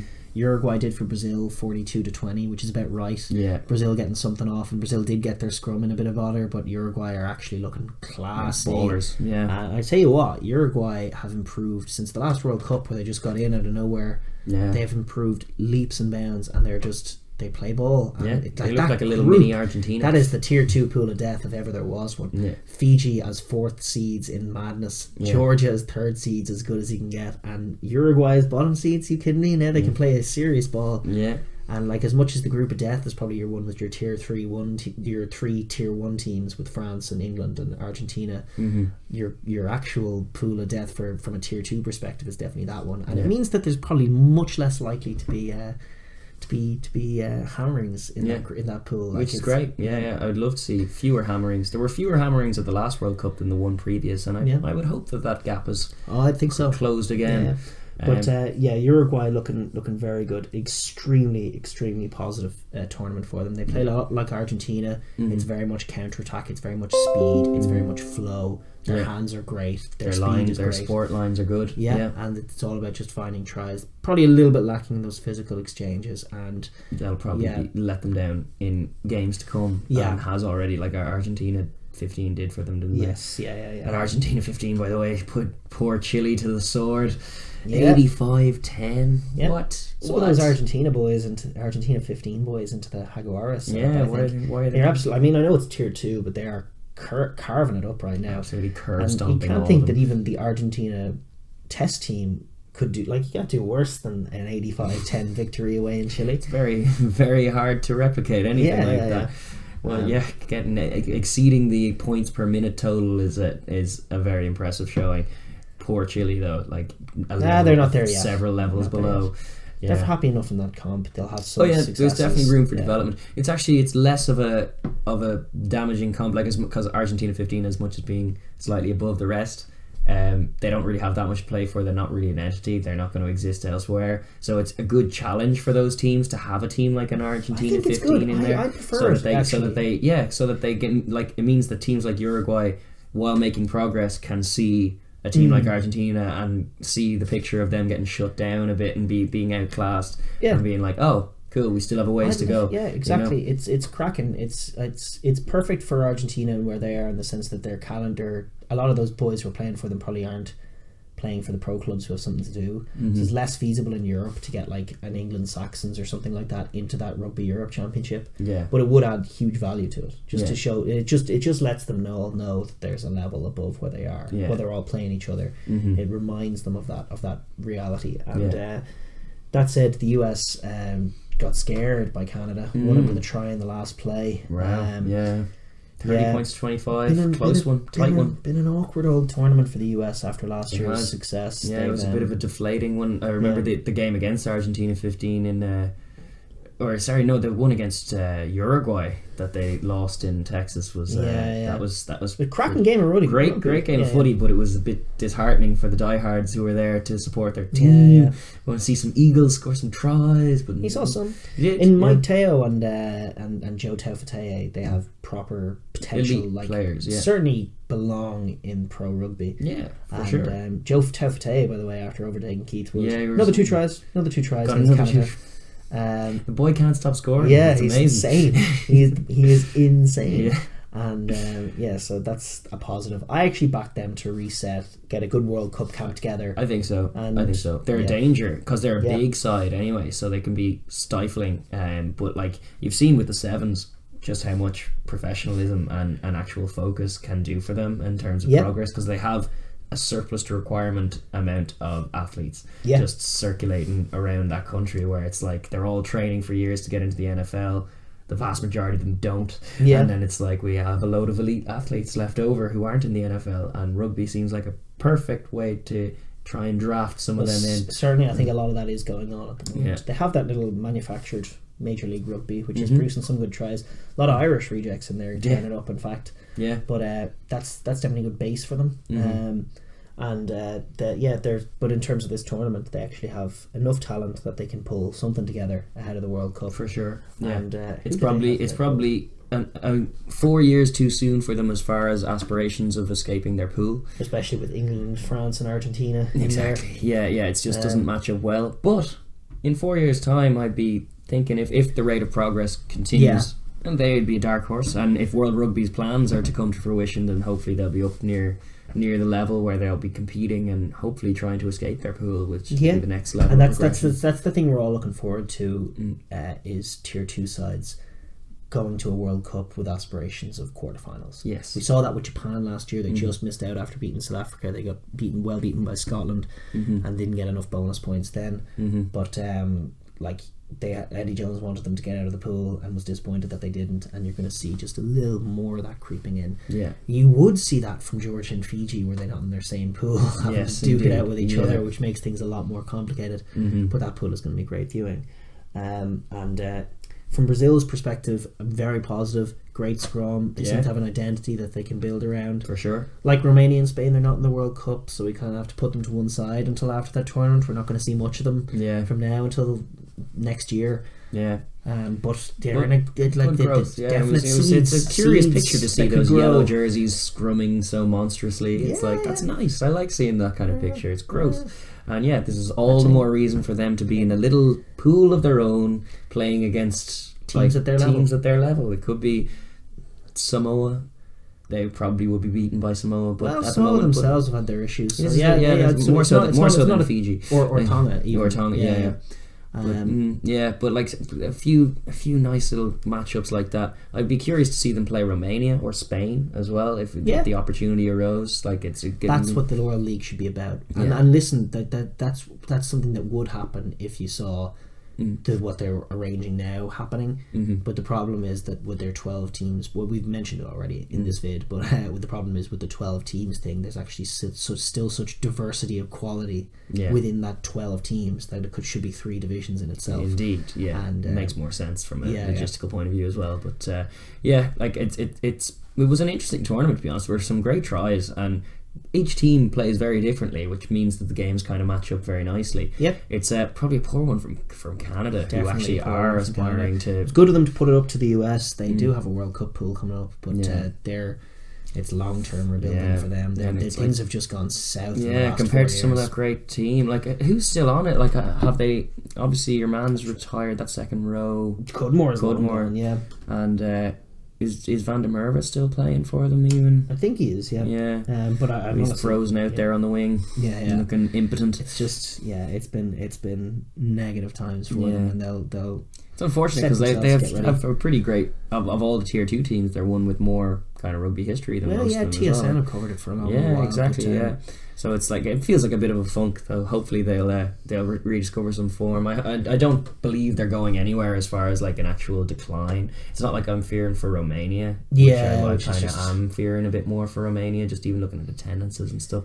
And but they had a good year this year, Romania. They did improve. Defiant would be the word. Defiant is a good word. Some defeats, but they were brave. They weren't quitting anyway. Which is like, there wasn't a bit of quitting them. No, which is good.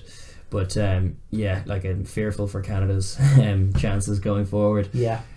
And listen, that's international rugby wrapped up. There was a lot of it until the Rugby Championship. That's we're all it's tapers off. It does. The World Cup. Yeah. We will revisit things probably. Well, there'll be references made to it. Obviously, there's obviously a lot of tape now to be studied. We need to run through that, and obviously, big winners are Wales. Also, winners are Georgia and Argentina 15. Yes, the great Argentina 15. Yeah, and their long history. But to Wales and to Georgia, congrats on the Grand Argentina Slam. 15. The Grand Slam champs. Grand Slam champs, one and all. Yeah, and I suppose they're all similar achievements. They of a similar. No, fair play, Wales. Yeah, well done, Wales. Yeah, but we will divert our attention back to domestic stuff. And, indeed. Firstly, we'll go a world away to Super Rugby, where a lot of stuff happened in the last couple of weeks. Totally. I suppose. Well, listen, I just want to start because we can't cover it in any kind of way that anybody else can. We're not in a position to be, highfalutin or giving poignant words and thoughts. But it was a terrible. The Christchurch attack was just a terrible, terrible thing. Yeah. That put a dampener on the whole weekend. Definitely in fact, it was on everybody's heads, even in the Ireland-Wales match. As much as we were talking about everything from a rugby perspective, it's a horrible, horrible thing that's happened to a great rugby town in a great rugby country full of those values of respect and tolerance, and like, one of the great things about the sport, especially over there in the Pacific, is how cultures come together and adapt one another, adapt to one another, and take things from one another in a like nice way. And it's all about sort of coming together as one and seeking the best from each other. And it was just, that attack was just it was anti everybody that's decent and good, everything that's decent and good in the world, but especially anti rugby values of sort of equality and diversity and all of that. Cowardly and shameful act. And it's hard to even we would be remiss to obviously not mention it, because it did colour the whole weekend. There was obviously minute silence that was observed at each of the games. Crusaders and the Highlanders called that game off. Actually called their game off, called it a draw, which is it's mad, to be honest. And I never heard the like of it, but hope everyone's alright over there. Any of our fans over in Christchurch, sorry to hear about it. But just I suppose to move on to the rugby, though, because there's not to be done. And life has to be exactly. You can't let them win. You can't let them win. It's exactly right. But there were other shows in town. The Chiefs played out in New Zealand. There was a good derby match between Chiefs and the Hurricanes. Very important for the Chiefs, I thought. They've managed to get some points. Yeah, but it was important even more so to get a performance going. Yeah. And D-Mac back at 15, scoring a baller try. Yeah. That's a picture of good Chiefs. Huge for them. As opposed to him at 10 floundering bad Chiefs. Yes. Yeah. Like, they have a lot of 10s in there as well, so it seems baffling. Exactly. And it's a good little pivot for them. Maybe they'll have a bit more game to them for the rest of the year then. Because it was a shocking start. Doing that to the Canes is impressive, because the Canes are no mugs. Exactly, and, they're dangerous. They got some shots off themselves. They did. Proctor. Beautiful try. Lovely finish on that one. That was Cousins' try. That was something else. Sliding in and just, a little pose for the camera. Love it. Yeah, that was great. Nothing clunky about that finish. Good to see Bodie back in town doing his thing. True as well. too. And, yeah. Things are moving slowly enough in this comp, but slowly building, and pictures are starting to form. And Canes are going to be up there. Canes are going to be up there for sure. Yeah. Stormer. It remains to be seen who's going to emerge from the SAFA conference as the I think the Bulls are the ones. I think the Bulls are the ones too, but they're perennial disappointments as far as actually being competitive at the business end of the season. So I'll hold my breath on that. It's hard to say. Early on, we were asked earlier on a few videos ago about who we predict for the playoffs, and it's just hard to say at this point, other than Crusaders will be there. I think the Lions might not. They might miss out. But then I don't know. Their fixture list is such that they probably that game get against the Rebels, which you can pivot to. I know it was the last game as opposed to the first game. Screw chronology. That game against the Rebels, that they were opened up in the first half and then responded with a man down. I didn't actually get a chance to see it, but what I will say is there was some complaints about the ref and whatever, but also just the altitude advantage is so great, and it's just like they just seem to just get all the breaks. Like there's a few teams in rugby like where I just put on a partisan hat and dislike, but the Lions just get all the breaks. It's weird. It's a very strange thing. I know it really does irk me, the fact that this season they actually do have to go to New Zealand. Small mercies, but like in seasons gone by, getting all the way to the final without ever going to New Zealand, and then playing the final at home. Exactly. And it's just it's a massive advantage. Being used to altitude, and then a team is not used to altitude. Well, the amount of times that teams actually blow them away in the first half and then fade. It's like it's so tangible. It's a familiar picture. It's a very familiar picture, and the same thing happened to the Rebels. Rebels, to their credit, after such a good game, and he had been playing well, but a terrible error. All he had to do was kick it out, which shows a bit of a lack of understanding of the rules, or certainly in that moment, not because he went down to try and touch it out, didn't have to do that. As soon as the ball's in the in goal, you have a 22 once it goes dead, no matter who puts it dead. Indeed, and he should have known that and should have been not so casual when he's needless to say. Some of I know. Well, some of the casual nature of some of his play is great. Like even the way he dotted down his try super near the end line, that's all great fun. But it's when it comes back to bite you, it's in that instance as well. And to be honest with losing you, of a game. It's great. It's good to see a flowy man playing flowy footy, but he should have put that ball down earlier. It was too risky. And you're starting to see just little pictures of how things could go wrong if he is the man that Michael Cheika puts his faith in. I wouldn't put my faith in him, but I would have him on the bench.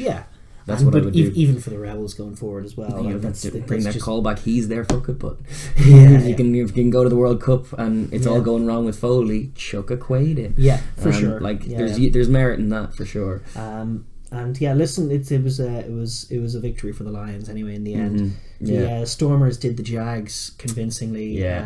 Despite the Jags got a nice try early on, and then shipped load of floundering horrible some of their maul defences so soft. Khaleesi just ran into the great grass sea that was there next to the maul instead of a pillar and dawdle it down. That was good to see him get that try. It was, I'm always rooting for Khaleesi in any kind of thing. I really like the guy. I love the way he plays the game as well. He's super attritional and just works very, very hard as well. I also just remember him suffering in Alistair Cassia's Springbok team as the only boy making a play. And it's good to see him have friends making plays around him these days. Yes, indeed. They were just much too much for the Jags. The Jags were a level or 2 or 3 levels below the intensity. There's such a weird dynamic going on over there. They're not quite committed to what's going on around them. It doesn't feel like their fringe defense isn't great, and so they're gone. I think looking at that SAFA conference, but then Stormers the Bulls have a game in hand, but everyone's on 13 points at the top of that conference. It's mad, isn't it? It's weird. With the Sharks behind, also with a game in hand behind them. So in fact the Stormers have a game in hand, so it's the only team that's played the extra game. The Stormers are level with the Bulls, play 4-1-3. The Lions have played the extra game, right? So that the Lions are due a bye week.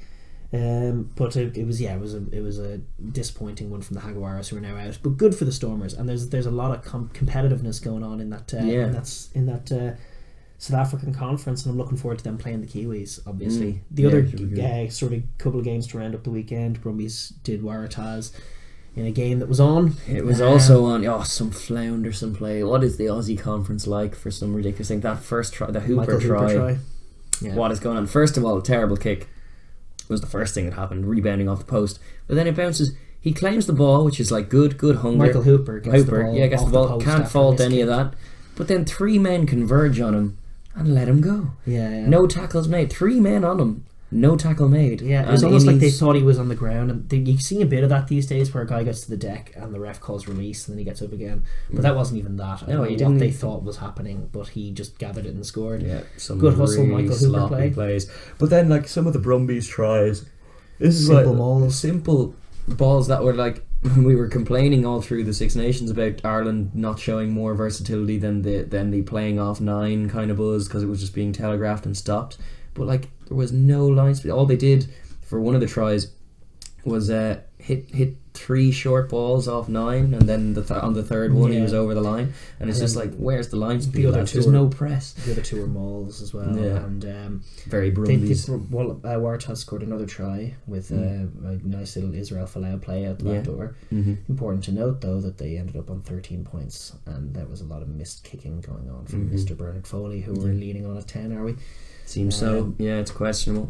The other game of the weekend was the Sunwolves' heartbreak against the Reds. Poor Sunwolves in front of that full stadium and all. That was great to see, compared to the nonsense that does be going on in Singapore in that empty stadium with the wolf howling microphone. Yeah, that's Japan. Let them just be a Japanese franchise. I don't know what kind of money Singaporeans are pumping into it, but there's nobody showing up to the games. Yeah. Unless they're just like giving you free money to have games in an empty stadium in Singapore, which I don't know if that's the case. It could be the case, but it seems to me like that franchise belongs to Japan. Yeah. Great crowd. Yeah. They loved it, and they played a brilliant game of footy, and then just couldn't see it home in the end. The Reds got it done. Yeah.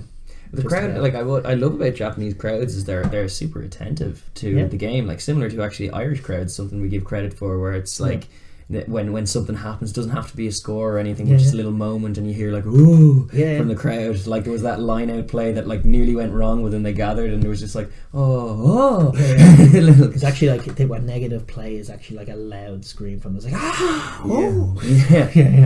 No, they're great. They get the game and they're responding to it, and they came out in great numbers to watch a banging game of footy. Just a shame that they couldn't get it done. And the Reds just with a little more nous and a little more hustle and a bit more physicality. Yeah, which is very often where it boils down.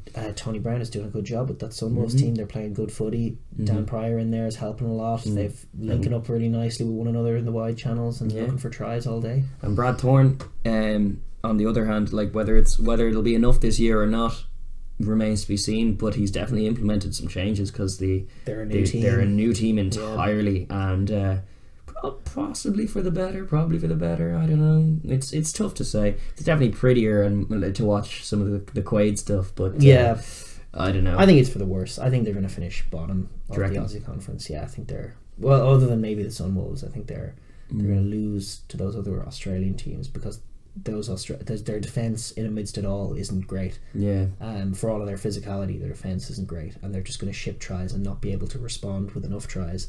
It's probably fair.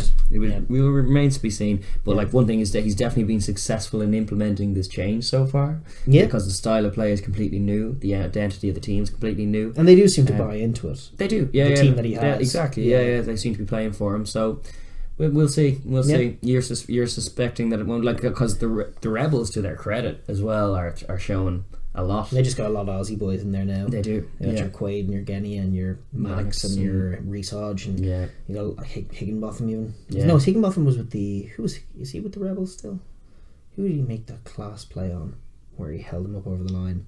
Can't recall now. Damn it, we were just watching it. It was a brilliant play, by the way, just to haul him back over the line. That might have been... Was it in the Brumbies game? No, it wasn't. I think it was the Sunwolves. I think he's for the Reds. I think Higginbotham's for the Reds. Right, yeah. He's a good player, though. Yeah, totally. He's a physical boy. I love it. I love seeing some defensive plays like that. I think Higginbotham's a guy they should perhaps go with in the World Cup. I think. For sure. I think a bit more. Great. Yeah. But yeah, pivoting on to this week's games, the pick of them, just looking through here, I think is the just the beginning of what you're starting to see, which is South African teams playing Kiwi teams, which is a good picture. Bulls Chiefs, tough challenge for the rebounding Chiefs, big time. Yeah, and Hurricanes v Stormers out in Wellington is going to be a tough one for the Stormers. They'll need to bring that maul. Yeah, bring that maul and see if they can disrupt. Some Khaleesi plays, you know. Get your Peter Steff stealing some lineouts and make it a big physical one. Yeah, swirling wind out in Wellington as well in that cake tin, so it's like there's potential there. But those are the funnest games, I think, New Zealand and South African derbies, and especially with the rebounding South Africans. It's a good little benchmark for both teams. Yeah, because if the Bulls get scared by the Chiefs, there'll be learnings there, and if the Stormers get blown away by the Hurricanes, there'll be I'd say so. Come New Zealand. Yeah, well, I fear for the Waratahs against the Crusaders, especially with the Crusaders missing a week this week. Probably going to be absolutely bullying to get back out. Yeah, they're probably in a weird headspace. But there'll be a response from a team like that. I think there'll be a response. Yeah, and I think that the Waratahs will be just the speed bump they need to run over. Yeah, and I can't foresee it going well for them. They haven't shown enough. The Waratahs really, they're way too soft in defence, and Crusaders are far too ruthless. I similarly think the Sunwolves will probably struggle against the Lions. I would love to see them take that scalp. It's in Singapore. Damn. So empty stadium, no support. Yeah, they may struggle against the Lions there, because the Lions are well accustomed to playing in empty home stadiums. Weeks, except we have to do an unbelievable amount of travel. Indeed, we're travelling from our home stadium on one hemisphere, and all the way to the other. That's just crap. It seems crazy. Yeah. How can you coach a team when that's here? Like, what the hell are they supposed to do?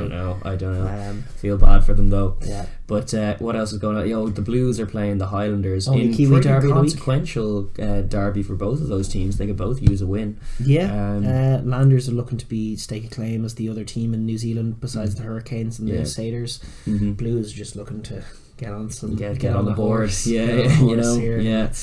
And who else? The Reds are playing the Brumbies. In an Aussie derby. Yeah. Interesting. It's going to be a curious physical game. It is. Yeah, they're probably going to be an ugly game. And with errors. I know. Yeah, not the prettiest one. Sharks v Rebels though, that has potential. Yes. Given the Rebels showing at the weekend over the Lions or against the Lions, they didn't quite get it done. Altitude won't be a factor this time. They're buzzing for a victory over in South Africa. Yeah, they wouldn't want to go empty-handed. Exactly. And the Sharks need to win as well. They have a game in hand, but they're falling behind after a good start. Yeah, so both teams with something to play for. Questionable, like it's at decent level. It's good that we're getting to see these derbies, because like with the Aussie conference, these non-derbies, or well, not non-derbies, I should say, because cross-conferential matchups. Yeah, because the Aussie conference being so disappointing for the last few years still has some signs of being loose at times, and it's nice to get them tested in other arenas like South Africa. And I think the Sharks are a good matchup for that Rebels team. It should be an interesting, enterprising game of footy. Yeah, I would watch that one. Couldn't agree more.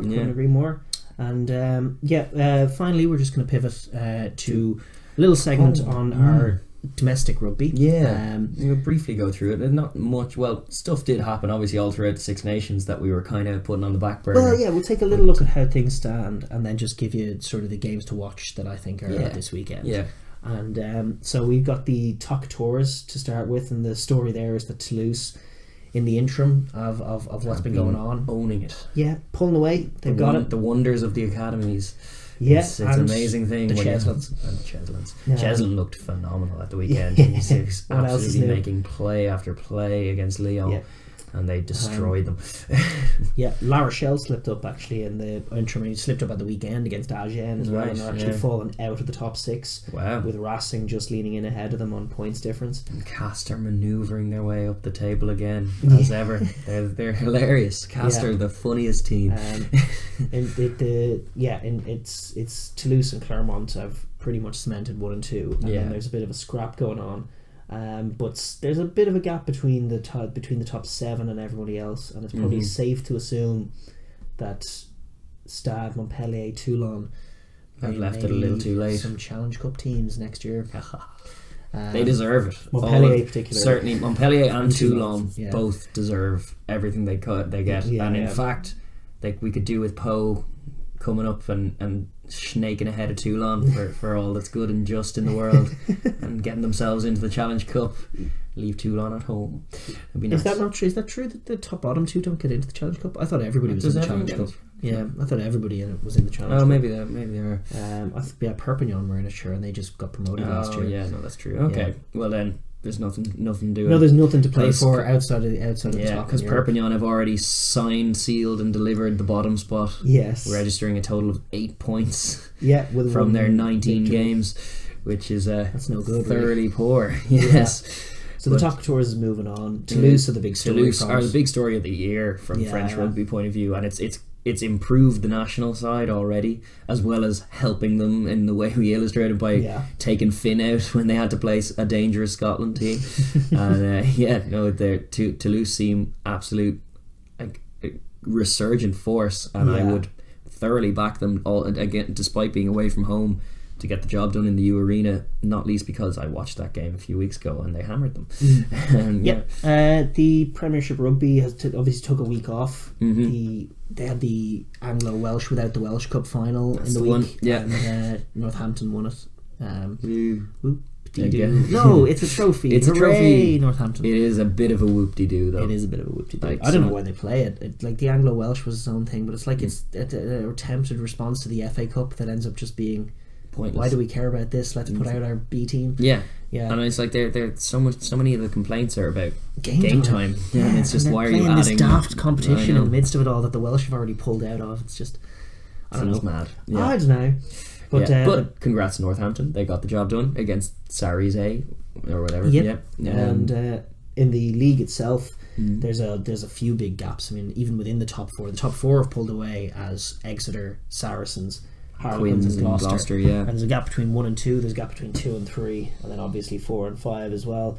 Looks pretty signed, sealed, and set. Yeah, Gloucester got the job done on Quins at the week and narrowed it up even more so. So that's probably going to be your last 4, and I like that because Exeter v Gloucester as is. Gloucester have done Exeter twice this year, indeed, and could do them again. Like there's still good games in there. There's still good hustle. Quins as well have big performances in them. And then behind them, more interestingly, there's a scrap going on for Europe top 6, and at the moment it's Sale and Bath, but Northampton and Wasps, and just behind them Bristol are kind of in the mix. Bristol would need to go on a run, but they would. But Bristol are acquitting themselves very creditably for the first year up. They're actually they're good value for it, and they're a good side. Pat Lam has done a good job, gets them playing some enterprising rugby. Shout out to Madzer, slotting a touchline winning conversion. Who did they beat recently? I can't remember who it was against, but they got a winning touchline conversion. And have moved up the board. And then there's a bit of a scrap. Meanwhile, Leicester wallowing in the dizzy lows of 10th for the Leicester Tigers. That seems putting in some good hits though. Stop the lights. Jordan. Would it have been better with Matt O'Connor though? No. And it was harsh to throw Jordan into the mix one day into the season. That whole thing is just a mess. Hodgepodge. They did manage to retain Tuilagi though, which is probably their most successful thing of the whole season. And a huge shout out to Manu because he was very honourable and very honest in what he said. You know, he's injured for a long time. Club put a lot of faith in me, didn't rush me back, got me to a level where I could come back and play for England, and I owe it to them to stay. And that's rugby, buddy. Absolutely world class levels of just respect. And even with your club floundering as much as it is, he's not going. He's not going anywhere. Even if relegate, well, he will go. If they get relegated, he might be pilfered up. But hopefully they'll manage to avoid that. They will. It's a bit of a scrap though between Newcastle and Worcester. Newcastle are pulling off some results. Yeah, they're only 9 points off bottom. Well, no, I mean I don't think that that gap is going to be bridged. No, but probably not. Hopefully not. Worcester could go down though, and Worcester got to be careful. They're going to get the great Ben Teo back though, and that should shore things up. As far as the Pro 14 is concerned, where things are standing as we pivot back, it's all kind of chaotic in here because there's so much to play for. There's the top 3 in each conference, and then there's the 4th place in each conference gets a playoff for Europe. So there's a load of teams still in the mix. the top 4 in Conference A is pretty set as Glasgow, Munster, Connacht and Cardiff, and between Connacht and Cardiff you're going to see some battlings out to try and get that 3rd spot. Right. But behind them, Ospreys are 8 points behind. It's not inconceivable, but it's pretty inconceivable that they're going to get back into the mix for Europe even. Just even looking at some of their showings, I can't buy it. Unless this Welsh Grand Slam sprinkles some dust, some magic dust all over all their provinces and their regions, and they start stringing some results together, because that's what it'll take. Yeah, and in Conference B it's all just kind of madness, but beneath Leinster dominating. Leinster with 72 points accrued from 17 games, 15 won, 2 defeats and 22 points clear at the top of that conference. Literally can't falter from there. No. Yeah. And the big surprise though is Benetton rocking up in second. Yeah, well, no longer a surprise. They're up there, they're still winning games. It's 4 teams now in the hunt beneath Leinster for like 2 places in terms of playoff qualification, but from Edinburgh's perspective, just getting into that European place would be massive, because they could be in the Challenge Cup again, which would be, it's looking likely now. So that Scottish 40 minutes against England is going to be massive for them going forward. I think because they're in trouble. They are in trouble. They are in big trouble. Leinster coming the up, next one, and that they're probably going to have to give the guys a break ahead of that Munster quarter final. They can't be throwing Hamish straight back into the mix. Although Hamish possibly one guy they could, because he has a little had that much he's game in 20 time, minutes and then 80 minutes. So maybe. But maybe not Tulis and Gilchrist after a full Six Nations of work. And McAnally and Nell and Dell, and if they're going into Leinster without those boys, they're going in perhaps for a tough game. But it's a game they have to win. So they're in a bit of a mess. If they do rebound, Scarlets will be in a bit of a mess. Scarlets are looking to get back and attack Ulster, obviously. But it's tight. It's good. That conference is interesting. And 100%. In the top tours, there's the game to watch, I think, of the weekend. It'd be La Rochelle against Toulouse in La Rochelle. Very important for La Rochelle to bounce back juicy after fixture. Defeat to Agen. They both play stylish rugby. They're at home. It's on Sunday night at 8 o'clock. Weird. The French do weird ones, and so it's not going to be clashing with any other games. So it's probably worth a watch to either see this great Toulouse team in their pomp, or see a great La Rochelle team get back on the horse and try and get back. Both of them into will try and move the ball anyway, which is nice, and it should be a fast-paced, kind of good, interesting affair. Toulouse have just added so much. Toulouse and actually La Rochelle, to be fair, since they kind of started this mission to kind of build a team, they've actually play quite an open game and have added pace to the tournament, because the top tours for a few years was just too painfully pedestrian that you couldn't even watch it, whereas now we're getting to see some glorious running rugby in the sunshine in France, which is exactly what you want. Any other games of the weekend? I was thinking Sarries Quins and Gloucester Wasps are on at the same time, and I don't know which I'd prefer to see. Sarries Quins has that top of the table element, but Wasps and Gloucester could have potential. As Wasps probably will need to win it. If Gloucester will. And in Kingsholm. And it could be fun seeing Danny and the boys go back in. If I'm honest, I'm probably going to watch the Gloucester Wasps game of those two. But because you normally just watch Sarries. That's what we watch. The Premiership. It's just a moniker for watching Sarries. But I kind of like Gloucester too now. You do like Gloucester. So that's my game of them, and then in the Pro 14 it's all about the 3 games that are on Friday evening. The Saturday games get a little less interesting, but Cardiff v Scarlets promises some fun and is important to both. Connacht Treviso likewise. Big game for Benetton.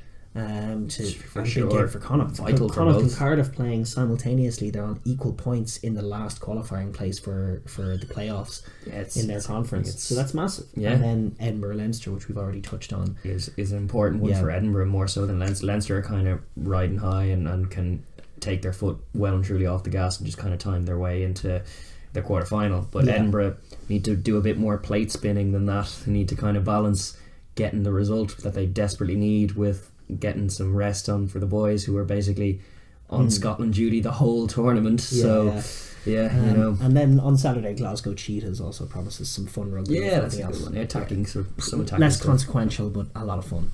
For sure. And listen, I think that'll do us. For sure. I think the only other news which we should have mentioned during the Super Rugby was that the Crusaders are considering a name change off the back of that. But yeah, I mean, I don't want to touch it. Like they had responded and said they need to have a conversation about it. Which is, and I guess I'll say let them have it. Let them have it. It's nothing to do with us. It's nothing to do with us. But a long enough show. And, for sure. The main point of which is congratulations to Wales. And a good way to bow out the Test arena. Learnings from an Irish perspective. Learnings from an English perspective. More positivity from a Scottish perspective. Head scratching from Italy's perspective. And as usual, craziness from France. Yeah, who knows? Who knows what a World Cup camp will bring. But it was definitely them. A colourful tournament. We thoroughly enjoyed covering Six Nations, and hope you dug it. Test rugby out until the Rugby Championship. We need to switch back. You'll see our Leinster ball will be re-emerging instead of the Ireland one. And it'll throw it away. Yeah. Six Nations over. Yeah. And so is the show.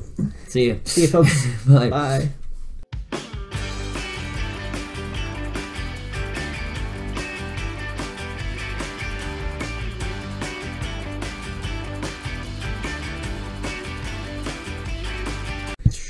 Okay, I'll throw the ball. Yeah.